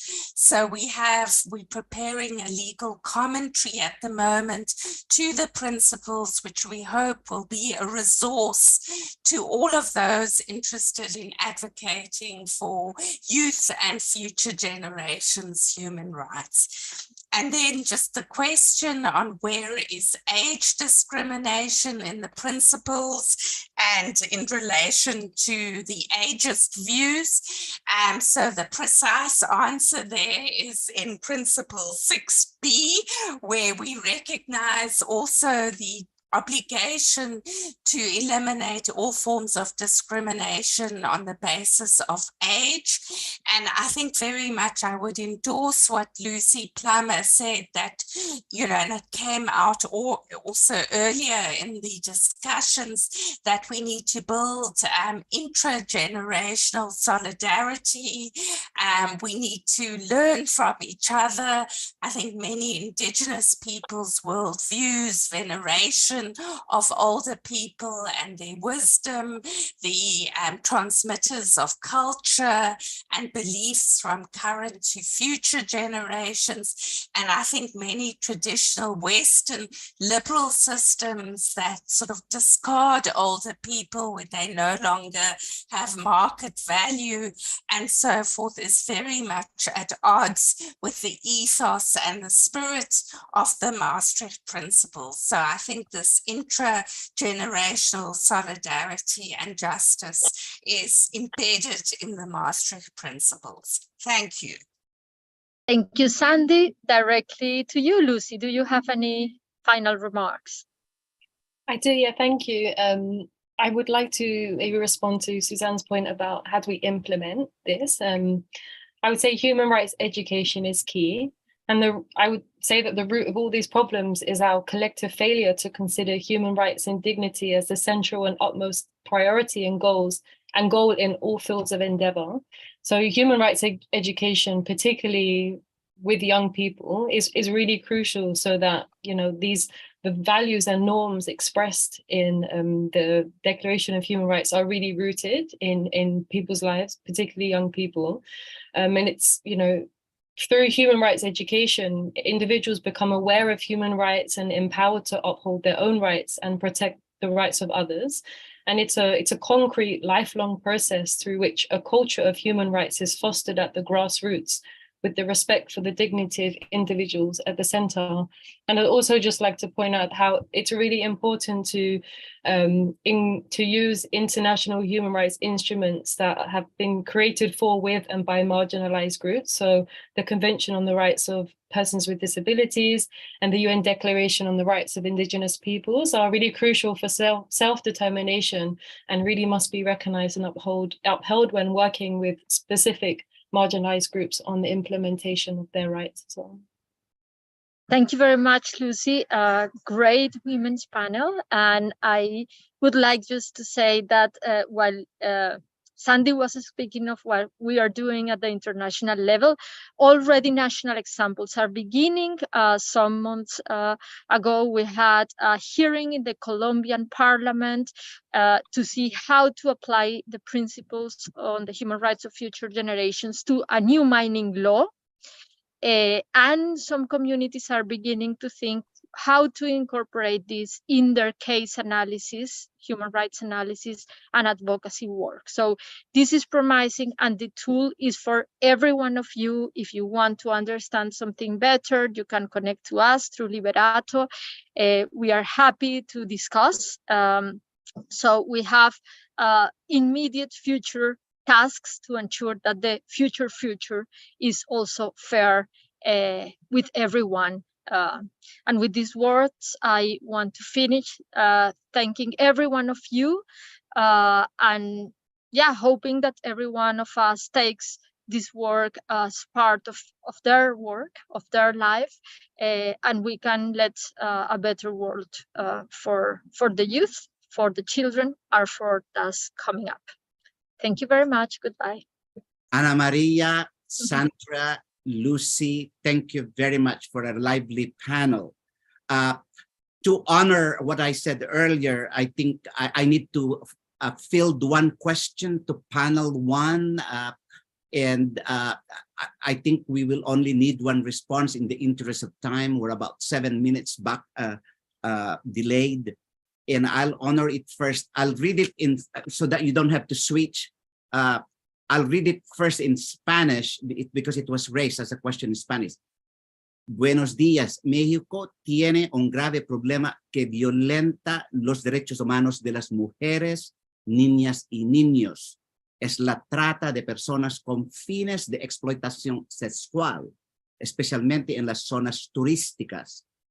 ¿Cómo poder solucionar este grave problema? Gracias. So that was the original question, which means Mexico has a serious problem that violates the human rights of women and children. It is the trafficking of persons for sexual exploitation, especially in tourist areas. How can we solve this serious problem? Anyone in panel one? Trafficking in humans, and especially trafficking in sex.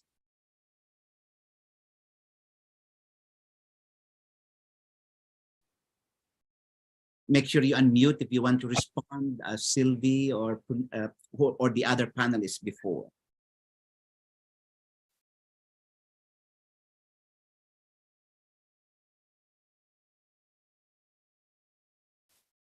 Is someone talking but not unmuted? Well, we cannot afford to lose more time, so we'll get that question posed to our panelists, and we'll get that responded some other way. I know that our lead rapporteur is waiting to present to us some of the highlights of this presentation, but I'll give him another minute to consolidate the thoughts and notes that were submitted to him by the rapporteurs. And again, thank you, Myra Cohen. Thank you, Dr. Kangwa Mabuluki, and thank you, Dr. Susan Sepperson, for being the intentional listeners and note takers. And I hope that you have sent some of your notes to our CoNGO First Vice President Cyril Ritchie. Just a few seconds longer. I am so pleased to see attending our webinar, our co-leaders in CoNGO. I want to acknowledge the presence of Dr. Martina Gredler, Surreptimus International, who is our second vice president based in Vienna. I want to also acknowledge the presence of Mondia Bangsba, our vice president at large for CoNGO. She is the international president of the Pan-Pacific Southeast Asia Women's Organization. God bless you, Mondia. This is early morning in Bangkok, and you are with us. And even better, ladies and gentlemen, on this, joining us the whole time is Edith Ballantyne, the former president of CoNGO and the former president of Women's International League for Peace and Freedom. Edith Ballantyne, here's an advanced happy birthday on December 10. I know you will be turning 101 and still attending our webinar today. So ladies and gentlemen, let me now turn over to Mr. Cyril Ritchie to give us a raw report from what our rapporteurs heard, and it will be the basis of an outcome document which you will all receive. Thank you once again, Levy, for allocating me this impossible task. This third webinar in the series of 6 that CoNGO is organizing during its 75th anniversary year has once again been a great success. Cyril, can you get a little back so we can see a little bit profile of yours? Still, yeah, that would be, yeah. All right. I was trying to read my paper. So let me repeat, this webinar has again been a great success, thanks to the intense planning work carried out by CoNGO President Liberato Bautista and his team. I hope you will have noticed that in the chat box, there were many compliments to Liberato for the work involved. This webinar, again, had a highly competent set of speakers and moderators. And as far as I saw from the listing, at least 160 participants, maybe more. As this present summary is very limited in time, I, of course, can only give a number of the highlights brought forward, which are for future examination and implementation. The webinar report will, of course, enter into much more detail and with more complete inputs from the respective panel rapporteurs.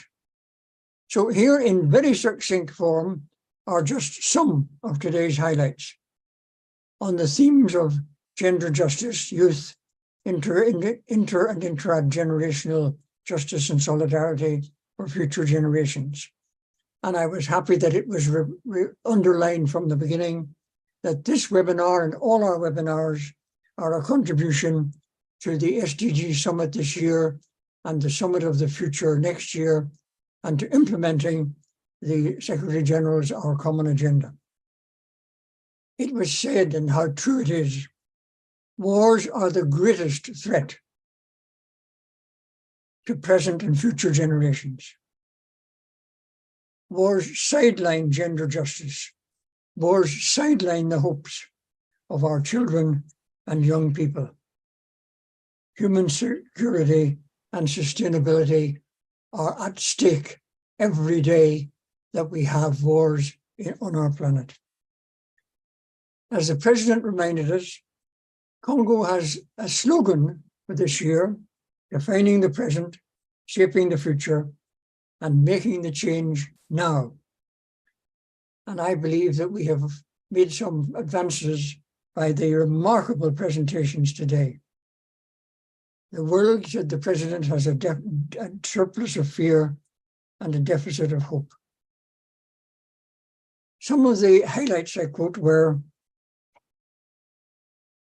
let's not forget the words of the UN Secretary General on climate change. We're no longer talking about global warming. We're talking about global boiling. Every speaker in some way or another has underlined that human rights are central to all the aspirations for and by future generations. It has been asked today, have we already crossed the point of no return in the climate area, in the war area, because we're not able to prevent wars and stop them when they are underway. We are indeed, as one speaker said, experiencing a crisis of civilization.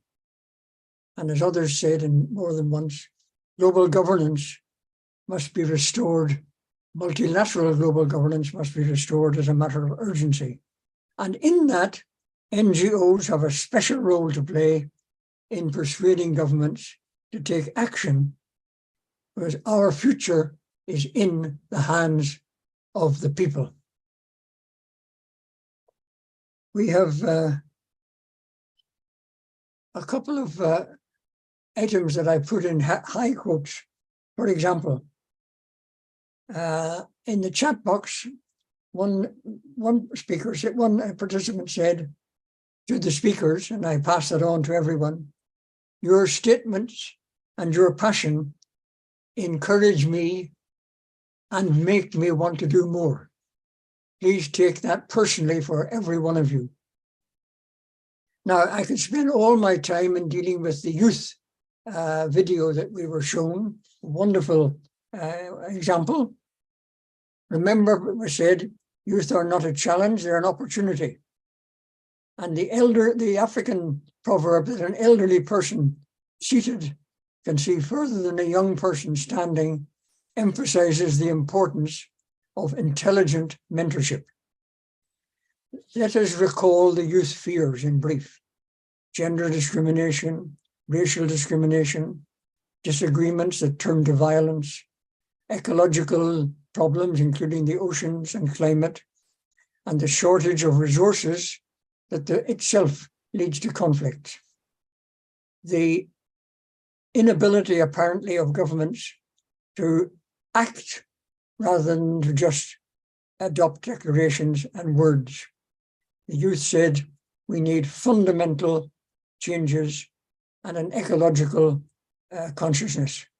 And we need all of us, starting with governments, to respond to the evidence. Among the hopes that youth expressed were the need for better law, better international law, and its implementation. And in that, the role of the UN is crucial. Youth also looked forward to CSR being implemented in all companies, and particularly with the support of the mechanism of the UN Global Compact. Youth finally, I would say, reminded us of three wonderful quotes. Nothing about us without us. That we grow old only when we desert our ideals. And that we can all can and must have a youthful spirit. Underlying all these points, and I'm using up my time extremely rapidly, were the two remarks, again by Levy, on political will. Political will is demonstrated by NGOs, by the people, every day. It's political courage by politicians and governments that is lacking. Two more main points. Building peace requires a gender-sensitive approach. Gender justice is a fundamental precondition of achieving peace and security. And we need more evident global leadership for peace. Gender equality, after all, is a human right. And yet in some countries, women cannot own land, they cannot inherit patriarchy. They cannot inherit property. Patriarchy is ongoing and has to be overcome to achieve a feminist peace in which women are protected and have full rights. I end with, again, quotes from the chat. I cannot enter into the Maastricht Principles and the Universal Declaration of Human Responsibilities, but obviously we all need to read them and to apply them. In the chat it was said, we have heard many good ideas and good intentions, but to turn them into results is much more difficult. Well, that's what CoNGO is about every day, turning ideas into reality. And we are going to continue to help with that transformation on an ongoing basis. I turn the floor back to the President. Thank you, Mr. First Vice President Cyril. You do make impossible tasks possible. And thank you for having a raw report from the bench, so to speak, as ideas came. As we close, I want to say a few things. I want to already invite you to the next webinar. The fourth webinar was being planned even as we were planning the third webinar. The fourth webinar is next week, September 4. Go to the website of CoNGO. Registration is there. The registration is ongoing. September 7, not 4. September 7, I should say. And you will be pleased even to know that we have top-level United Nations speakers, government officials, and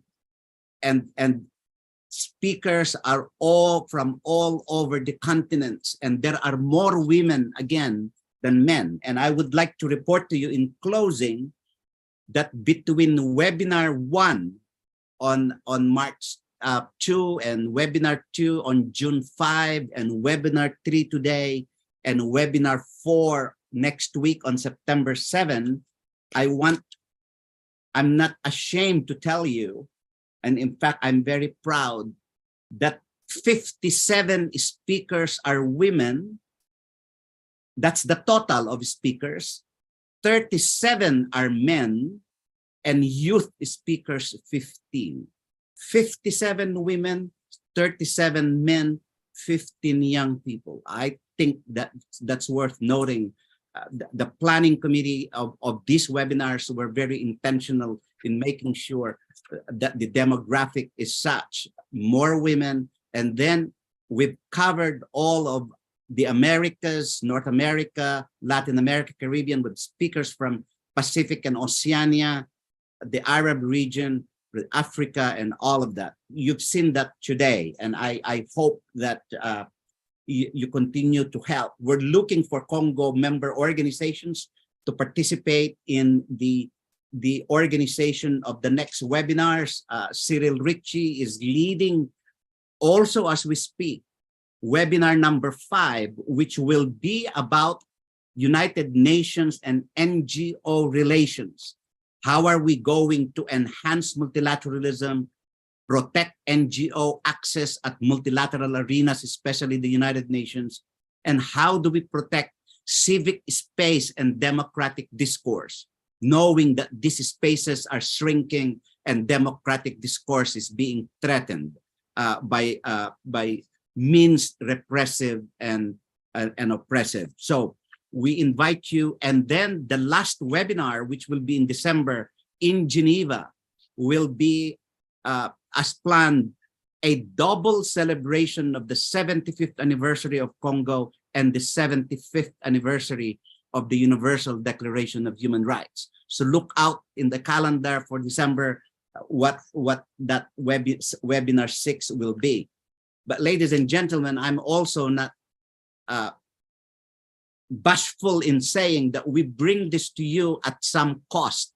And so I would like to name our co-sponsors at this point for our webinars who have contributed additional money for these activities: the Armenian Assembly of America, the Congressional Black Caucus Political Education and Leadership Institute, which is the NGO of the Congressional Black Caucus at the US Congress, my own organization, the organization that pays my work, the General Board of Church and Society of the United Methodist Church, the CoNGO Committee on Intergenerational Solidarity at the United Nations, CoNGO's, Generations United, International Association of Applied Psychology, the Mulchand and Parpati Tadani Foundation, which is exceptional. They have given $50,000 toward the 75th anniversary celebration.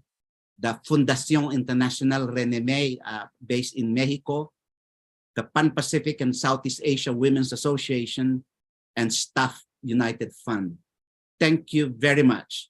The 4 more major events before the end of the year is seeking more co-sponsors, and we would be so appreciative. I also want to thank you all, the panelists, the moderators, the rapporteurs, and the participants. And Cyril, there are more than the number what you said, because what's showing in the chat does not include the panelists and the moderators who have another line of access. And then the viewers on YouTube. So we are potentially about a little over 200.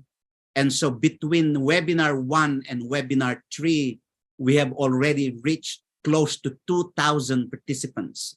And we're very glad, we're very happy about that.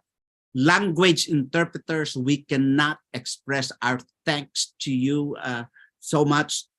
Yon Salinas, Abad Arabat, muchísimas gracias. Although Abad, you were doing French as well, together with Eloan Quignet, Etienne Devillet. Merci beaucoup, monsieur. Murad Mujahid, shukran. Thank you very much for doing Arabic. Linguistic diversity and linguistic justice, CoNGO is committed to it. And I hope you like that this webinar was brought to you in 4 languages. And to the CoNGO leadership, my heartfelt thanks. Cyril, Martina, Mondia, and the many other members of the Panpasiwa who are present here, and the members of the board. I cannot name you all, but I know Hiro Sakurai and others are on this webinar. It's been a long day, a long night, and I'm sure many others have been holding back their eyes from sleeping and ready to hit the bed, if not already. So thank you very much from the bottom of my heart and on behalf of CoNGO. Thank you. Merci beaucoup. Muchísimas gracias. Shukran. Signing off here. Thank you. Bye-bye. Thank you. You, by the way, you can Thank you. Bye-bye. You can Thank say you, dear that so President. that Thank you can you. continue the conversation. Thank you. Thank Bye-bye. you. Bye-bye. Thank you. Thank you, Bye. everyone. Round of Bye-bye. applause. Thank you so Round much, of dear President. Thank you. applause. Thank you all.